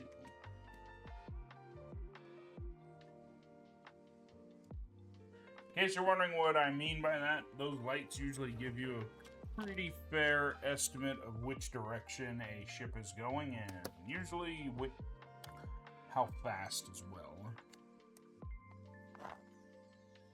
Oh, got front and back.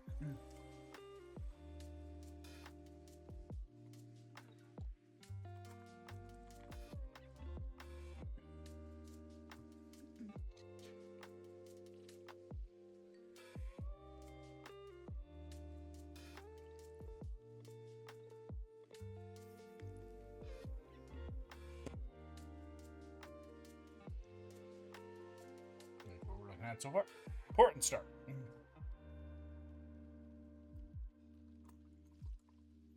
In case you're ever wondering how to tell the difference between port and starboard, it's usually pretty easy because port is a 4-letter word, kind of like left. Starboard has more letters in it, like right does.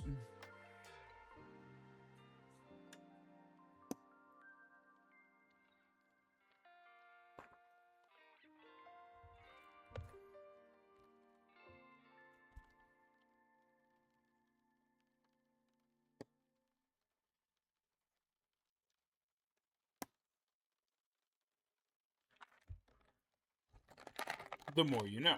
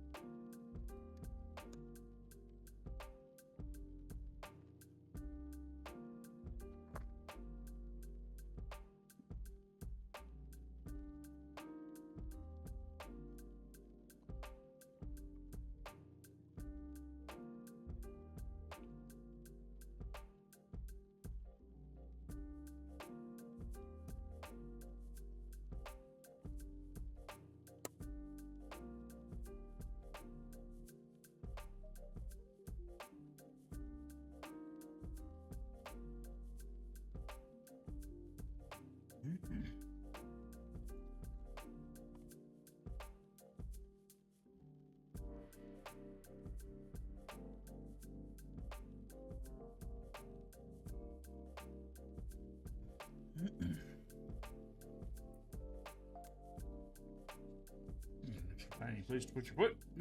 Because I think it's as far as like safety bar.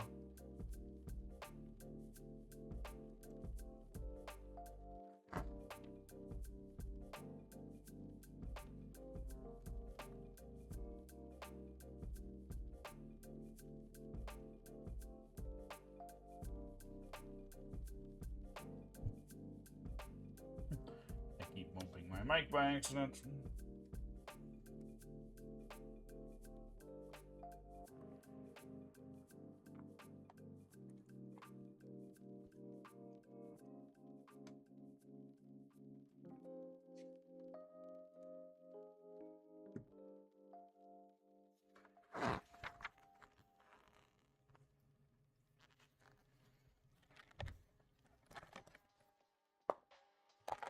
A little bit of railing.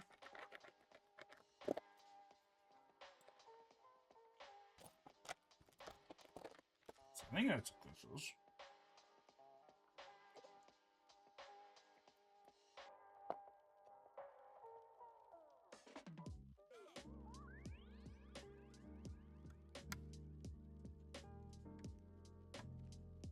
A lot of stuff on this, actually.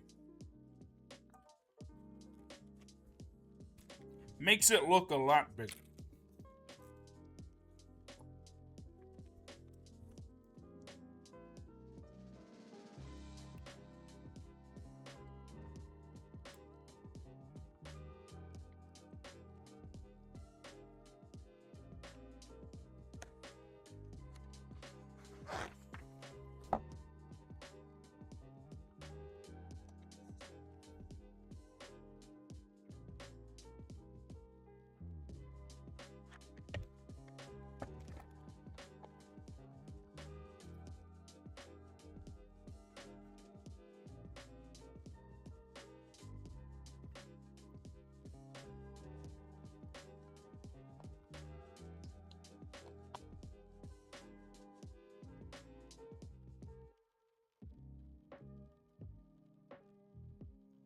Perfect.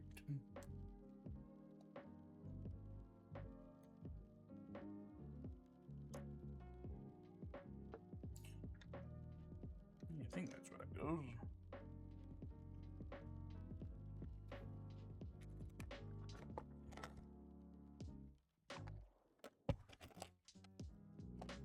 I think I mentioned it earlier this week, but I did go to into Oak Street earlier this late last week. I find it funny and relevant that I am building this while I had talked about it previously. Good movie. Go see it if you get the opportunity to. If you are unafraid of kind of spooky portrayal. I do have a question of why it seems like humans are that ineffective, but as a dino myself.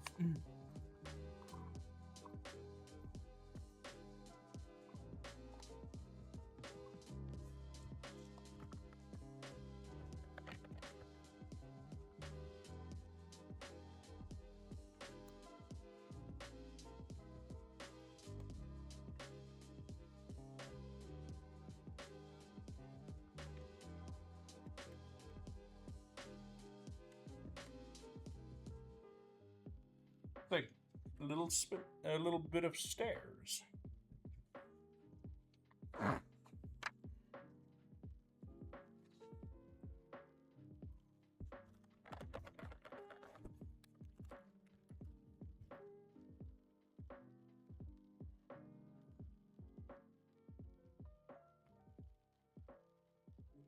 It's a very tiny little pistol.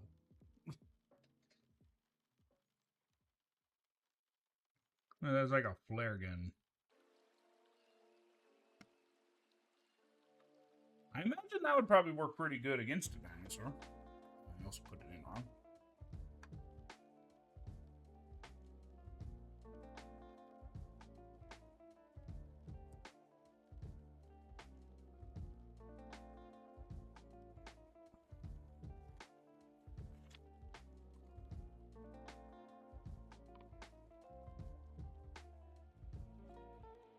Now looks like they got dart guns too.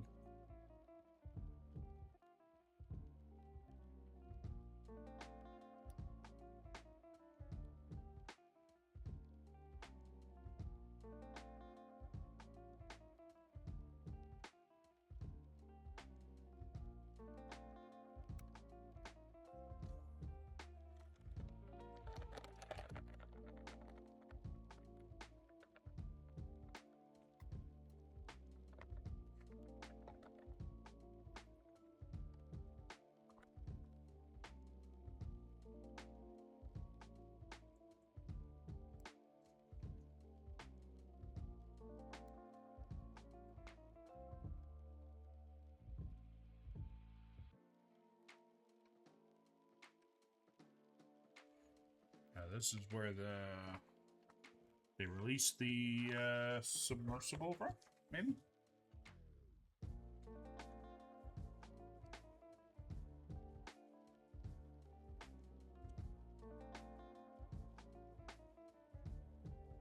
Doesn't go all the way through. Intriguing.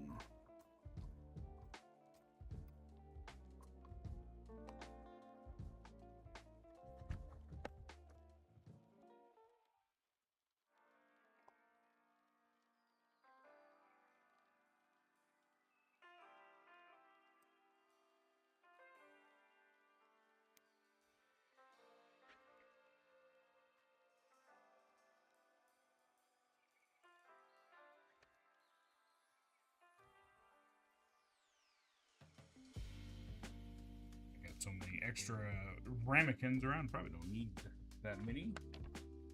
Scoot it that way a little bit more.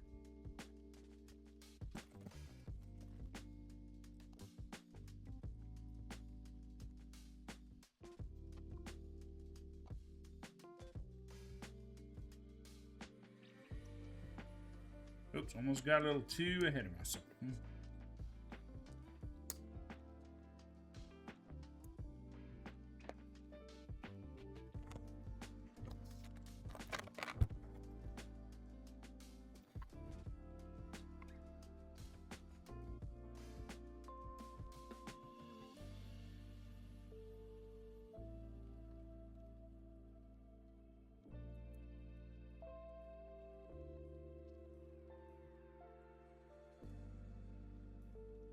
What I am going to say is, while I may not get to that other set I was mentioning earlier, I will reveal it if I end up not building it at all.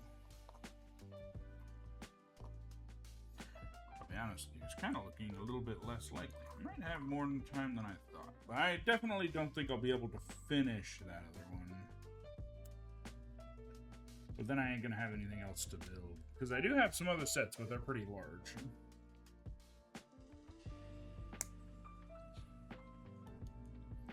They probably have dedicated streams of their own.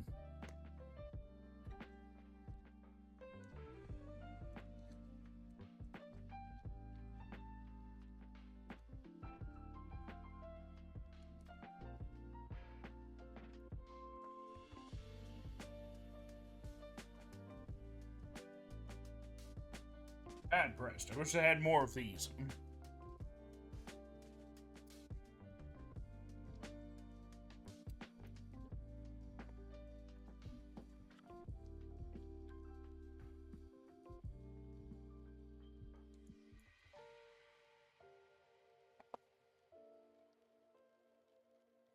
I'm gonna guess the last thing we build on this is probably going to be the crane, and then will be the submarine. Or ROV.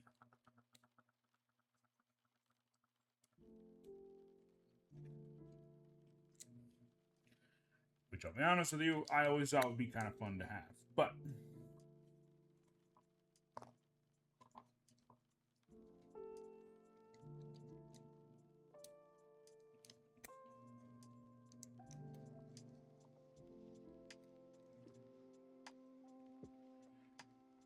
basically a remote control car with a giant a remote control submarine with a giant camera on it.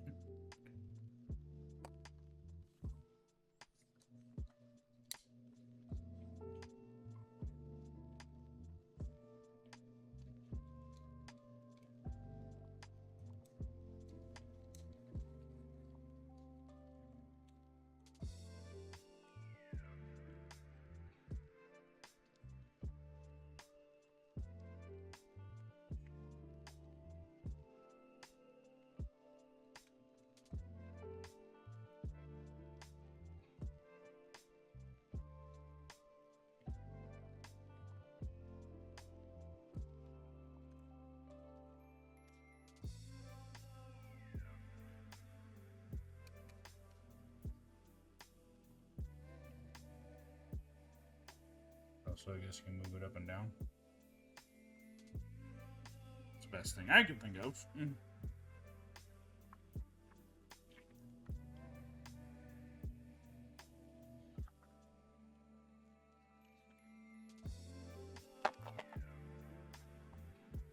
then we got barrels.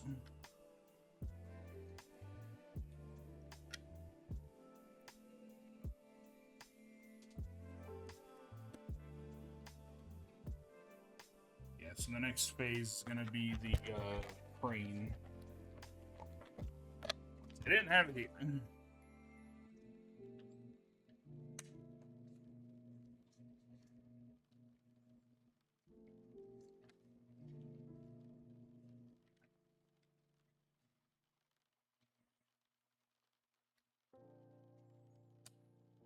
Although, speaking of random things that I probably don't need but ended up getting anyways, they did have a McDonald's has a interesting thing going on. Godzilla Hello Kitty. Yes, I bought one.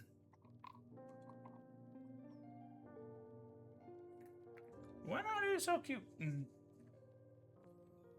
Now, before I get started on our last little section here, I don't know if I'm they're giving me another one of these. Give me another one. Before I get started on our last bag here, I will be right back. Don't go nowhere. I shall return. We will continue building the Lego set, and I'll find out if I'm going to be building another one. But yeah, right back.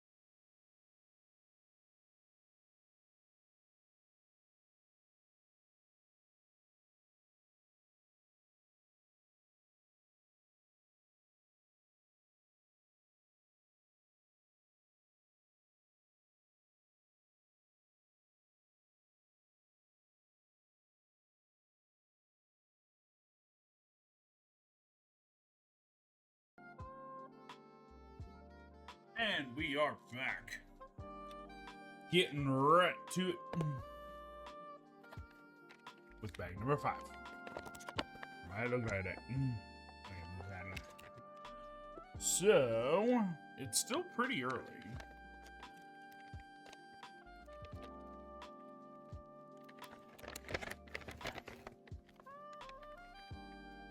We'll see how it looks when we're done with this bag.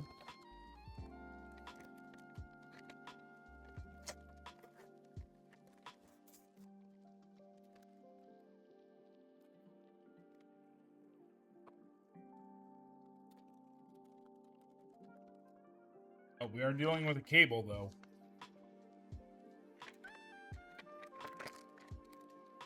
Make sure I got everything. Don't want to miss it.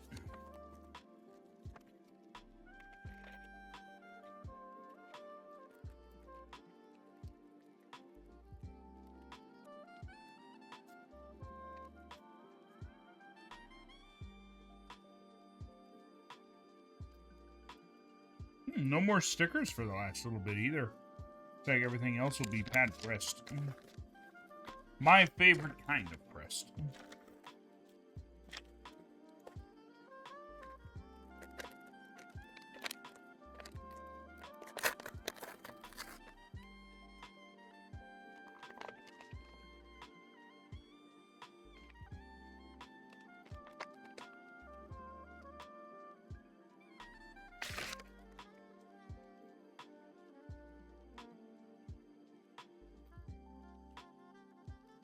Alright, let's get back going.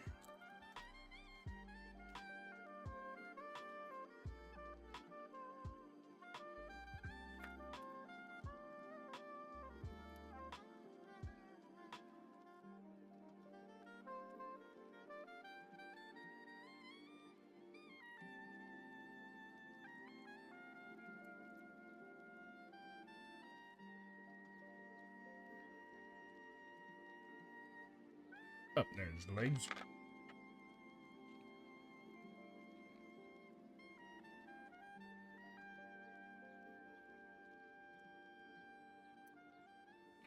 This one has both placid and concerned. And conveniently covered by hair.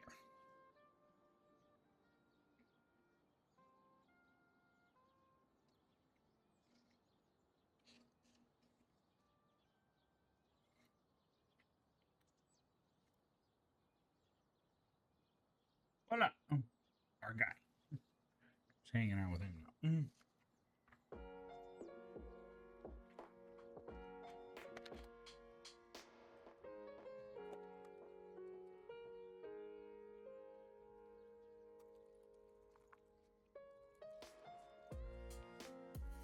We are jumping right into it this time.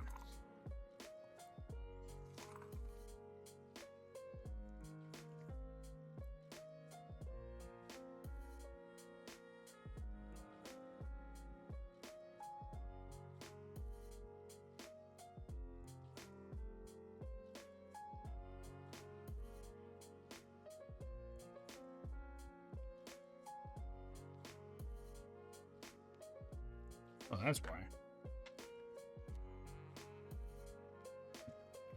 The other one had it split a little bit more.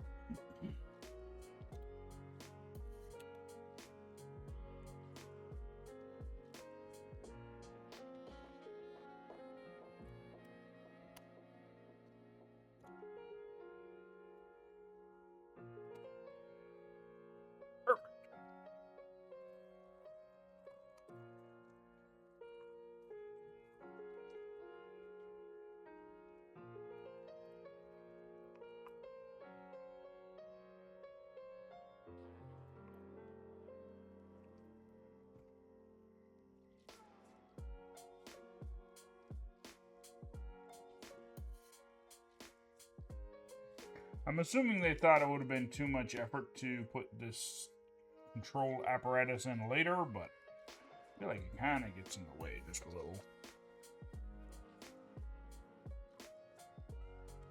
Maybe a control stick.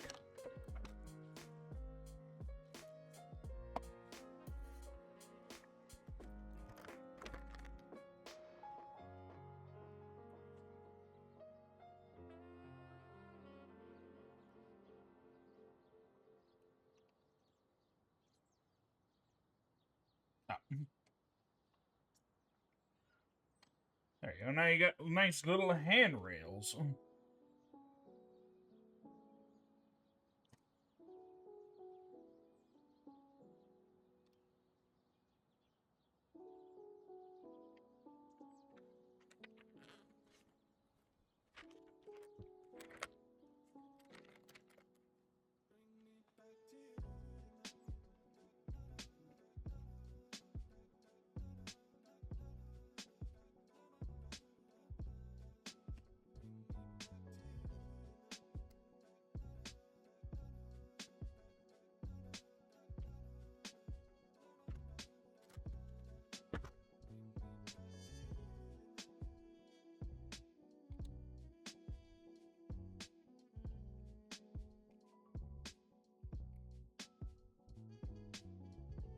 Perfect.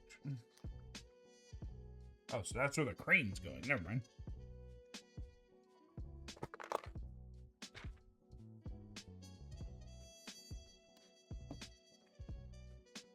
I'm surprised that there isn't. So they have a spot over there so you can get up. Not one on this side, though.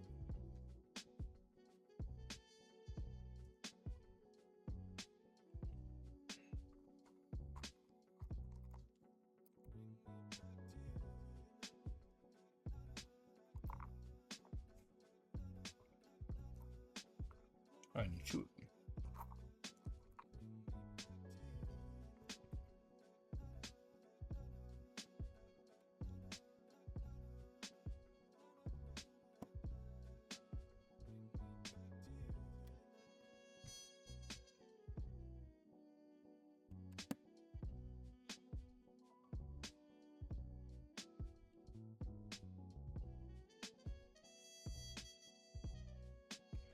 Much as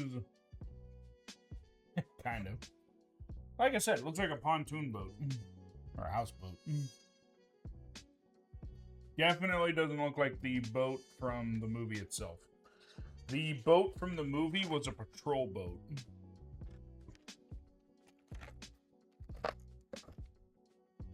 Yeah, so very much didn't look like this.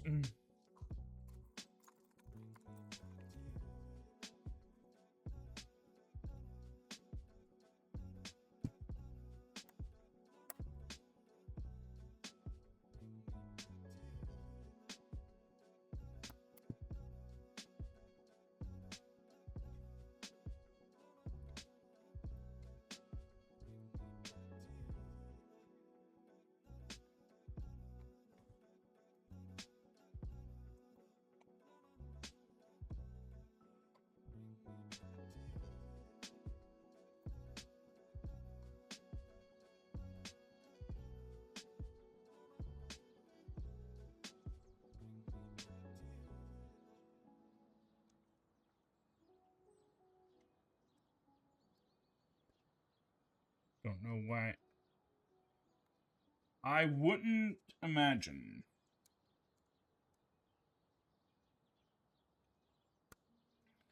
There was a Lego set that I had a while ago that said, this does not float, as a disclaimer on the back of the box.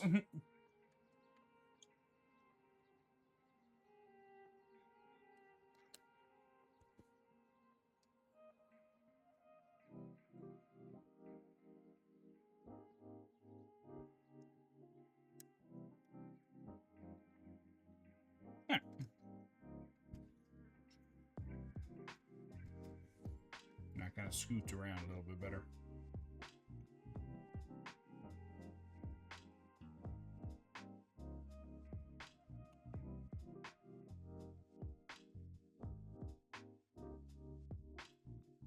Another kind of Lego set that I build well, another kind of brick set that I build isn't Lego. It's called Kobe, which is military bricks. A little interesting factoid. Lego has a semi-strict no military build policy.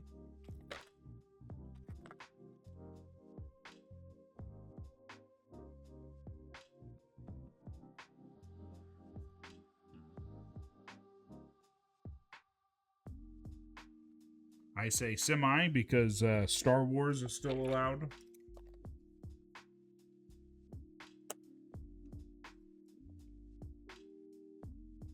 Yep. Kobe. I probably said it wrong. I usually end up doing that. But military bricks, and really fun to build. The instruction manual's interesting, but pretty fun. I have a couple of them. A lot of ships from them. I will be getting the USS Kidd at some point.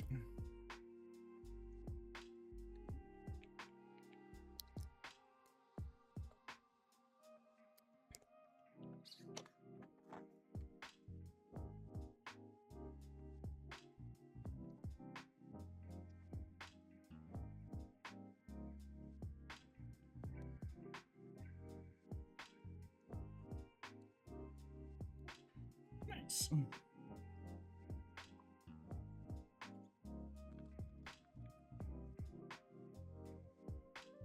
I have some of their bigger, a couple of their bigger ones.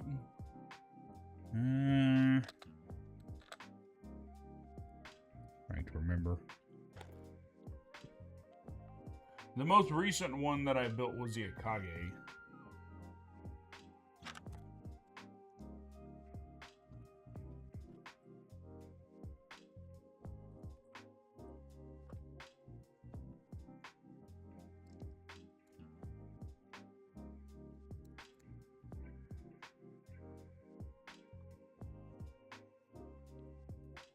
But I also have the Graf Zeppelin too.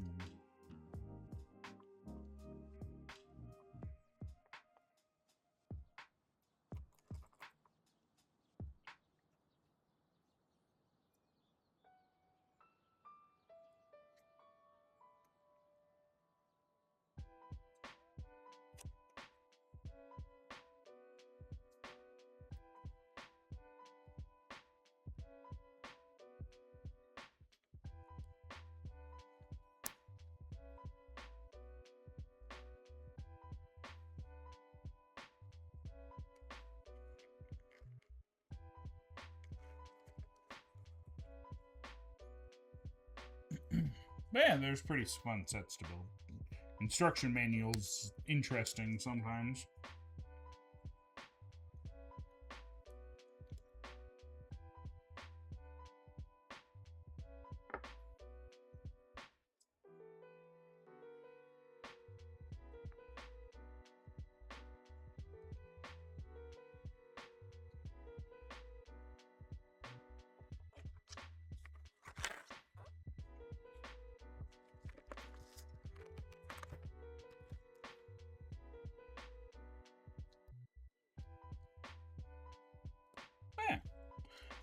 The reason I bring it up is earlier today I actually found a piece of one that it was missing that I couldn't find. Found it on the floor.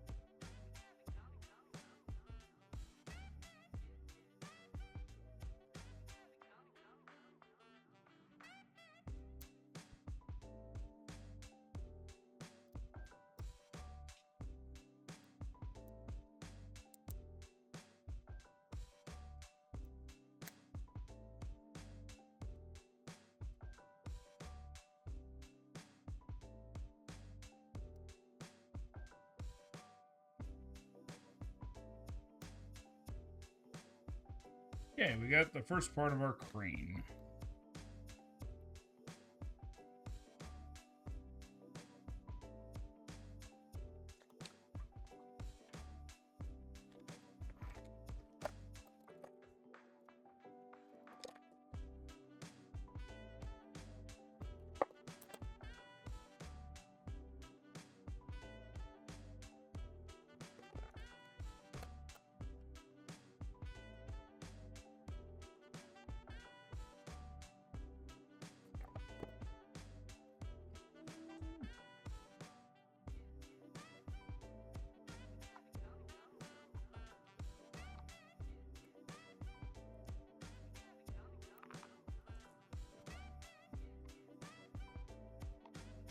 Oh, I only need one of those.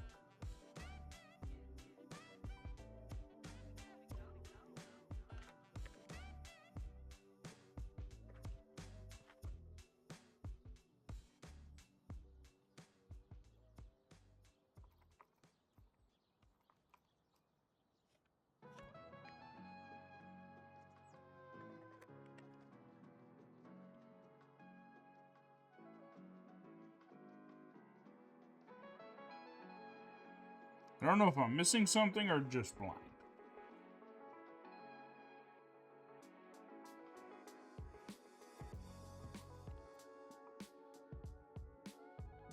Just blind.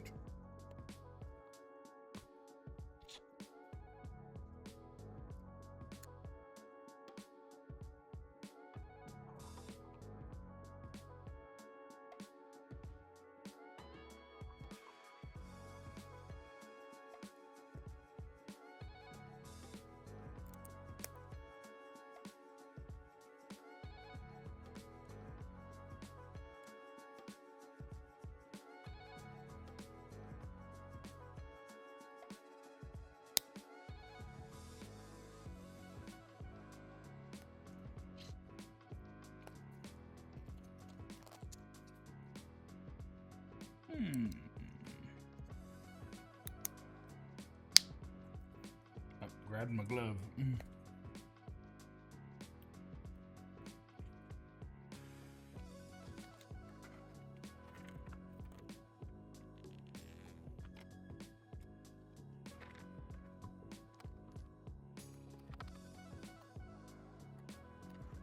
We're gonna need that in a minute. All right, now though.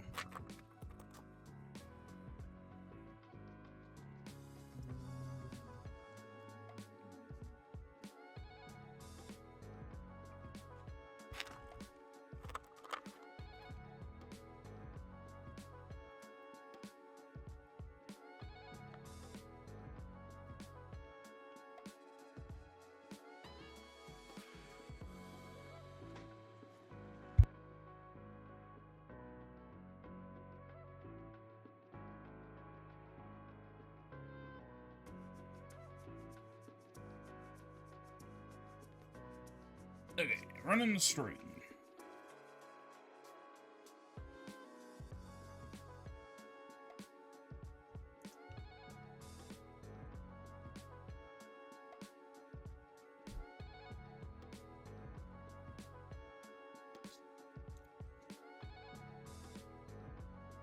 This is such a small crane, but so intricately made.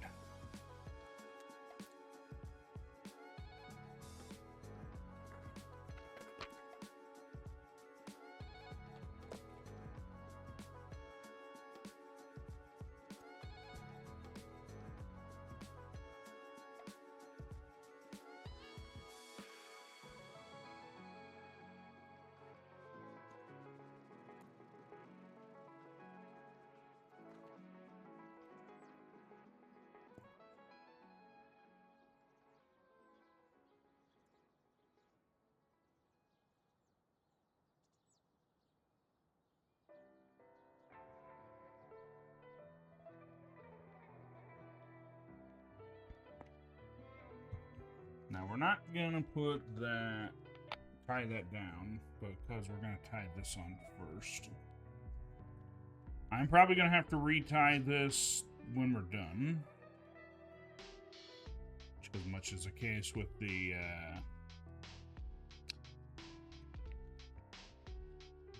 tow wire on the last one, on the Jeep. I am not very good at tying things with my gloves on.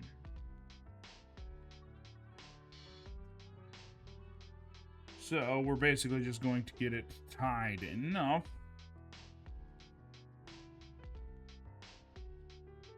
Then I will tie it better when stream is done.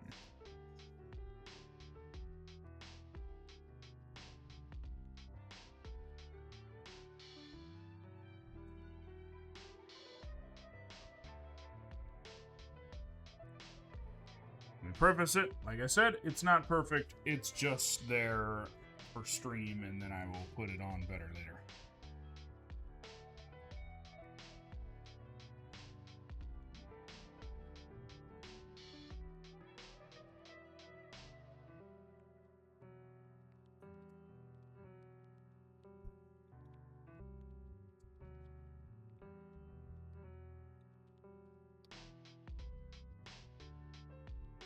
Yeah, it is quite intricate. Yeah, it's such a small crane, but it does has a lot of detail to it.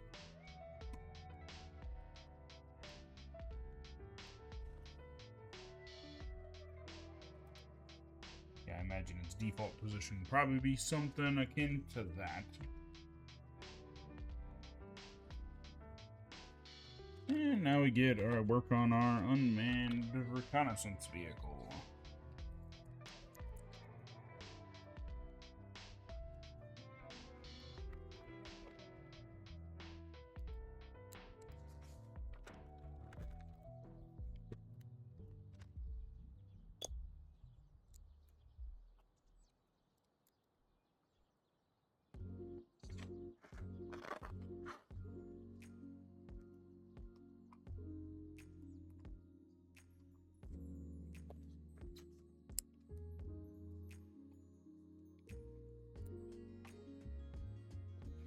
Looking at the time, I do think that I'll have enough time for that little Pokeball that I've shown. I don't think I'm going to have enough time to start our next set, but I will show it.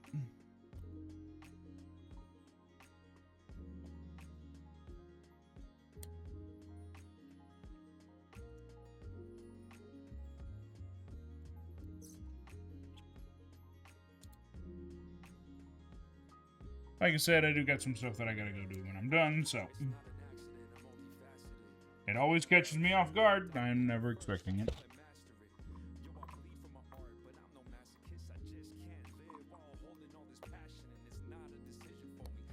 I'm used to listening to music when building Legos that has no music, no lyrics.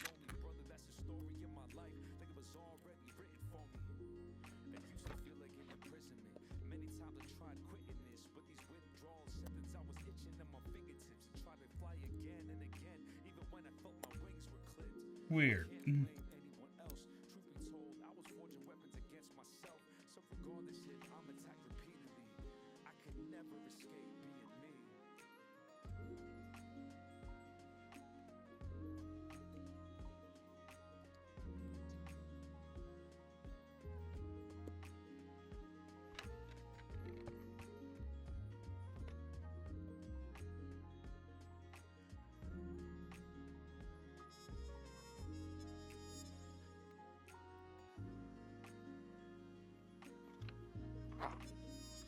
Little ROV.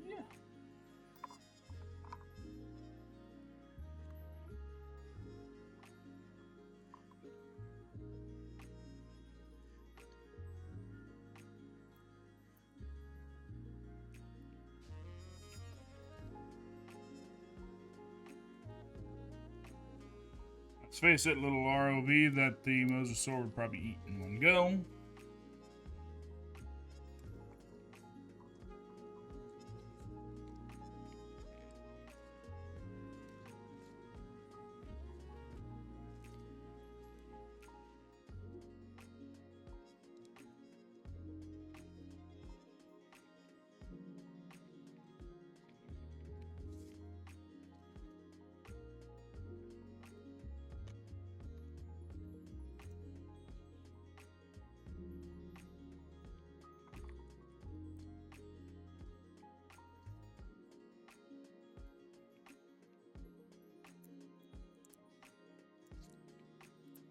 Yeah, Mosasaurus would chomp this thing.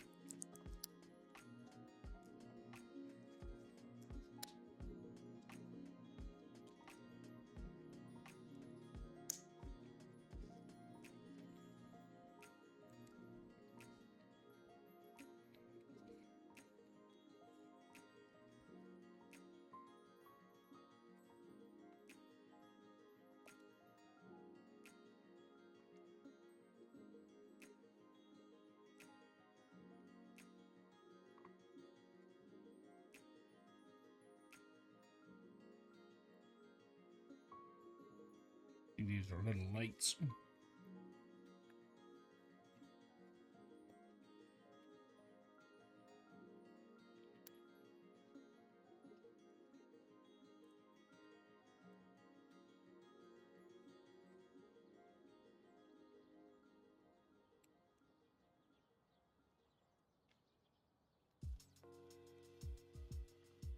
I don't know if they ever made a ROV Lego set before, but this is very intricate.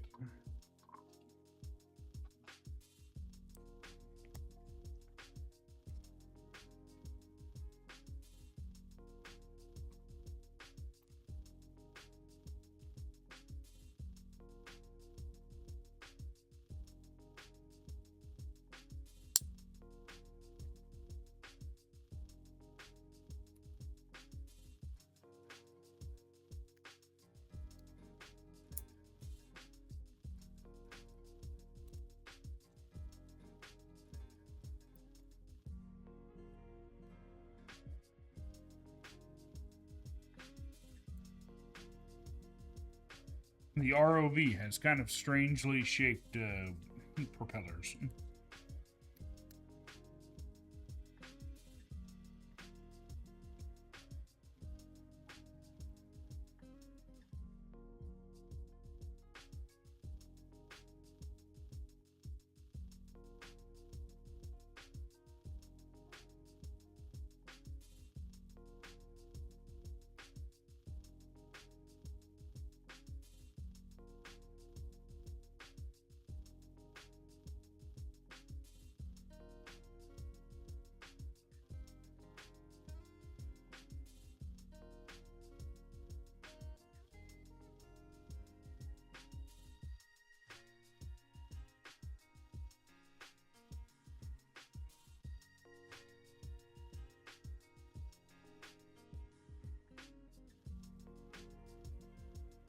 Probably not how it advised to do it, but that's how I did.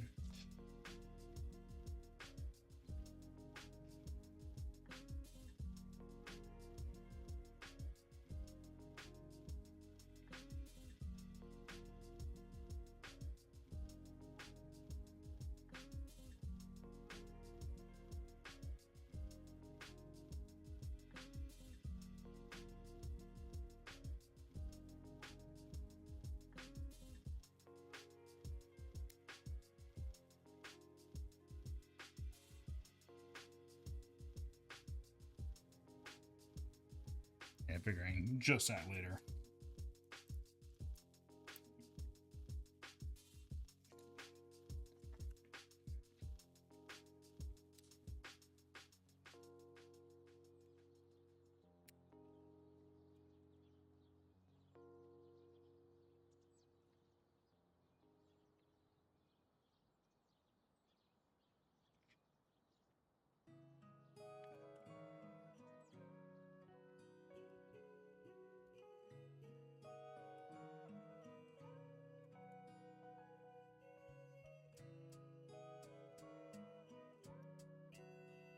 And then I guess it just sits right there. It's supposed to go in the water. There it goes. Like,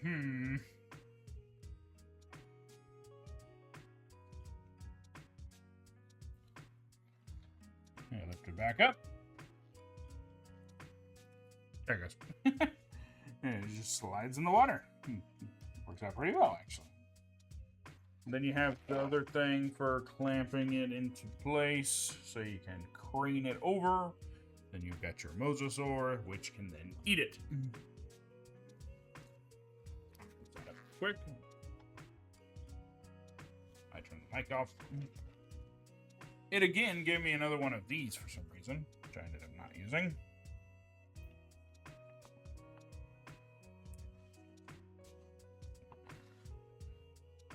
Alright, we got our crane. Get that out of there. I will retie this later. That drops down. Our ROV already fell off.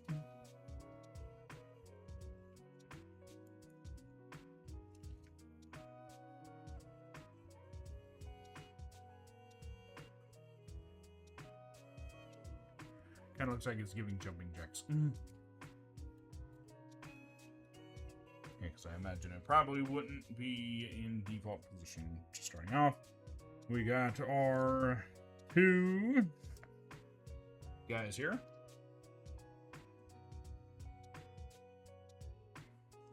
Then our lady in the helicopter with the briefcase. I believe you can take this off and you can actually put this here. Something like that. So at least it's out of the way. Does it do the same? Yeah. Works out pretty well. Set right there. Our little ROV.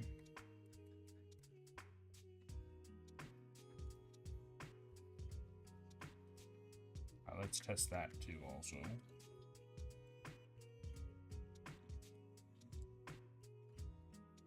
It'd be something like that. Kind of hangs weirdly.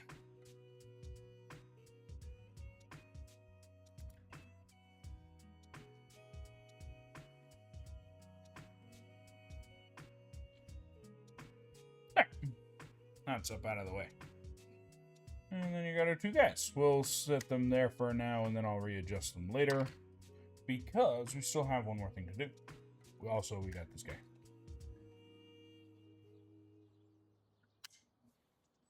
With his giant mouth. He can eat the ROV. It's such a loud click. But, we are not done. Still have extra time, so I'm going to build this. Build this thing.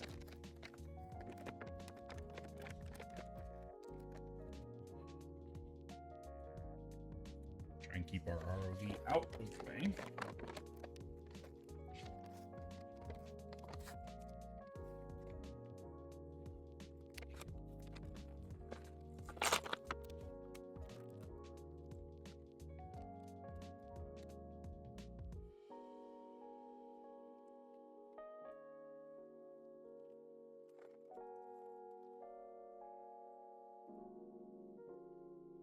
Very tiny instruction manual. Doesn't want to stay open. I've been a fan of these small instructions.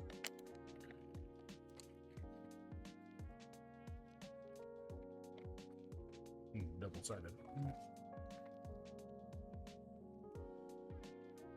Actually, I don't need all my extra ramekin. I can get them out of the way. Time to begin.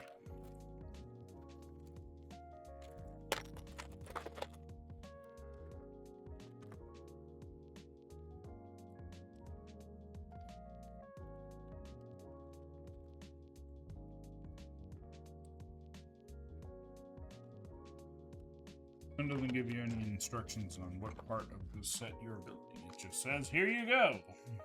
This is the instruction. Those are the pieces you need.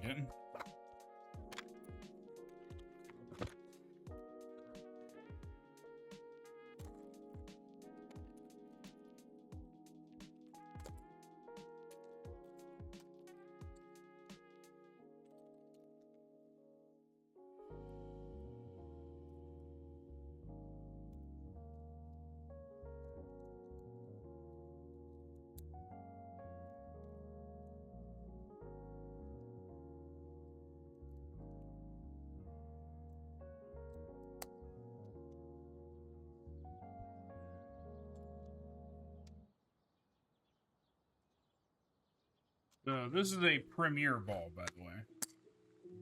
In case you were wondering what we're building now. Free gift with purchase.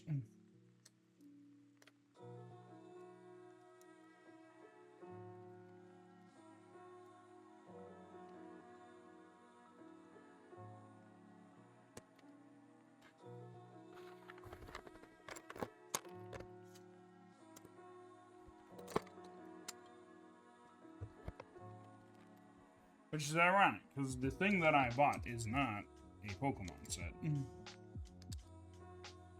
Maybe just trying to get people hyped for Pokeballs.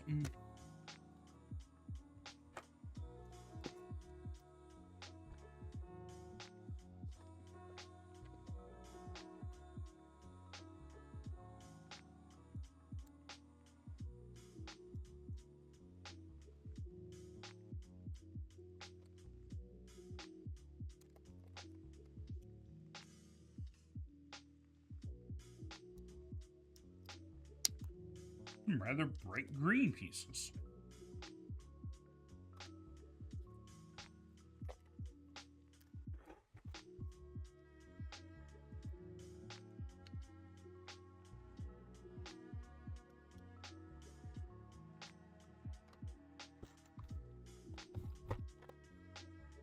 Gotta be careful.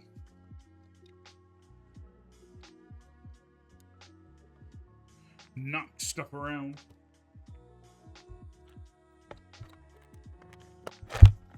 Mm-hmm.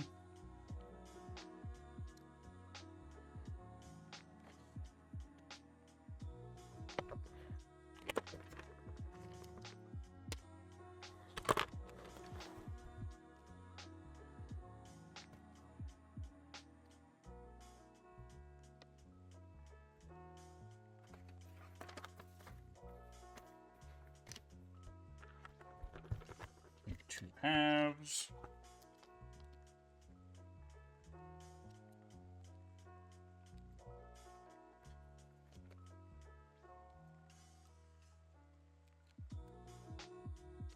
This is a very squared off Pokeball.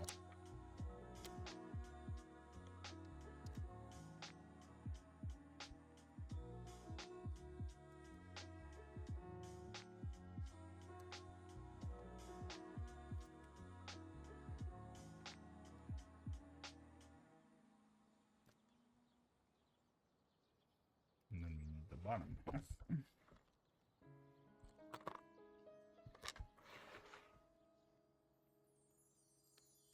Surprisingly enough, even though we started stream early, we're probably going to end around the amount of time that it usually would take me. That's good.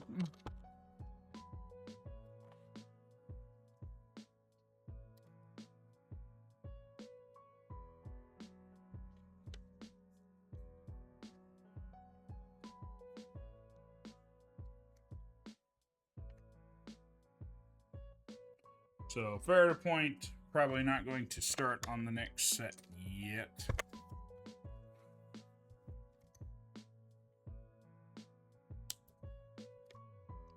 That will be next week. Next Friday, because we're back on normal schedule. At least for a little while. Surprisingly enough, we don't have too many extras.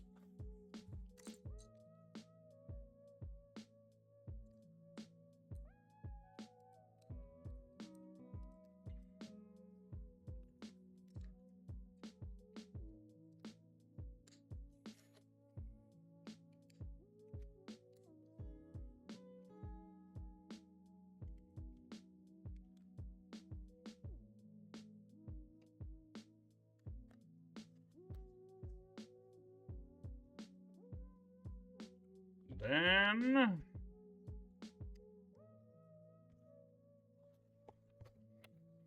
we had one extra.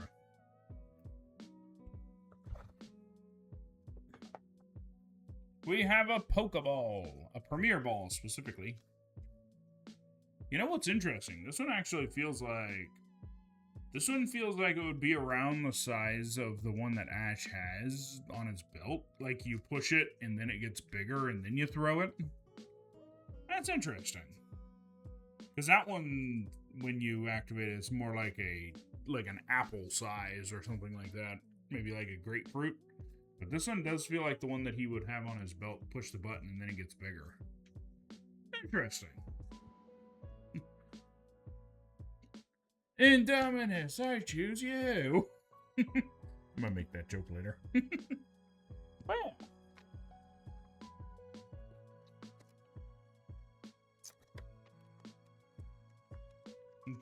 Indominus uses face eat.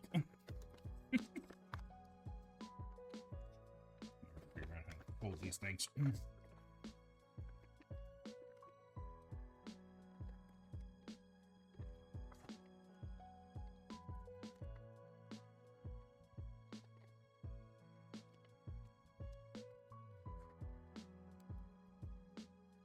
Oh, we got it. I think. Nice. So, that has been that. We got our premiere ball. Got our gigantic ass Mosasaur with opening mouth. Can he eat? No, just barely not. Almost, though.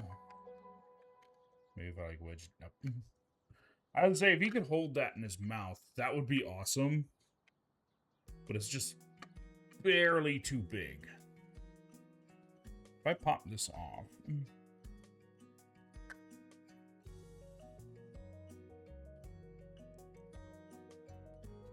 I see a photo opportunity.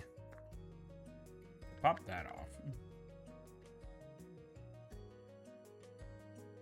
That's awesome.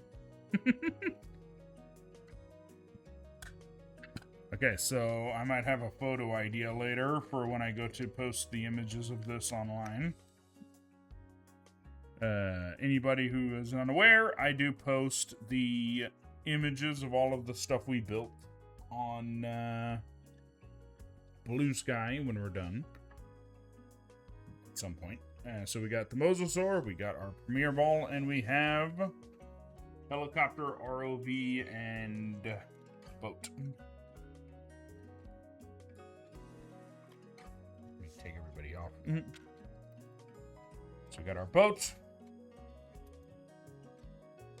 The thing that activates it, there's a hair right there. Ignore that. It's a pontoon boat, so pontoon's underneath. We got our ROV. Doesn't exactly hang on there very well. I'm kind of wondering if this connection point right here was over here, if it would probably like angle out a little bit more. Not sure. I'll have to check that. Might be doing a redesign on our ROV. Got the bridge. Control panels all over. Two guys. Helicopter. Indominus, just for reasons, because I decided to bring him today.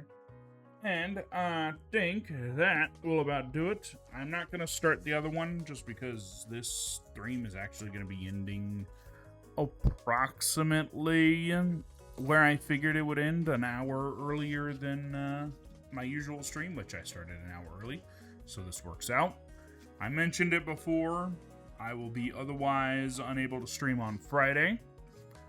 Tomorrow's stream, which is a Pokemon stream, will start an hour early because I'm doing something tomorrow afternoon. I will make a post on the Blue Sky, so you guys will be informed. And I think that is about it. Keep an eye out for... Close your mouth. Keep an eye out for the photos from these sets. I have something funny planned. But let me see who is online right now, who we will be rating out to. Saw some people earlier, but I don't know if they're still on or not. Not our shortest stream ever, but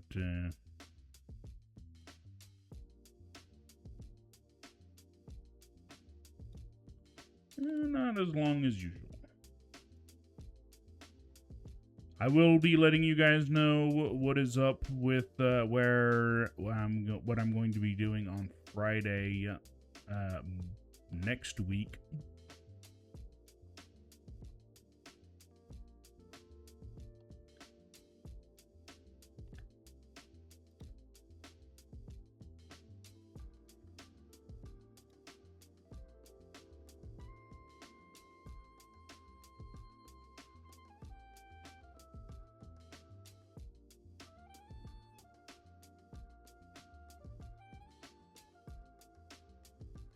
I was going to read out into that person, but they're doing something right now.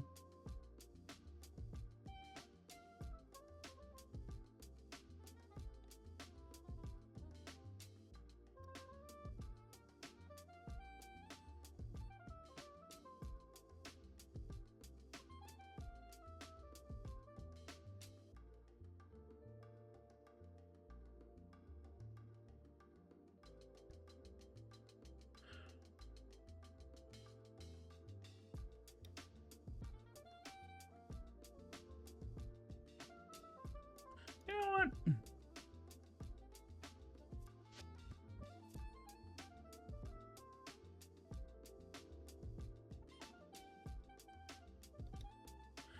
I know she's not there currently, but I think I am going to raid out into this person because she's playing Minecraft, and Minecraft's always fun. And we'll be there when she gets back. So, I will be raiding out into this person. Let me set that up right quick.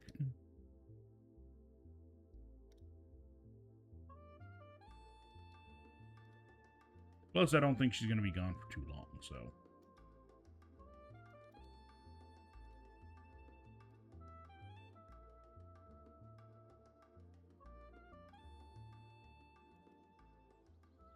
Alright, we are going to read into high-low. I hope you guys have a good rest of your day. I will see you tomorrow for Pokemon.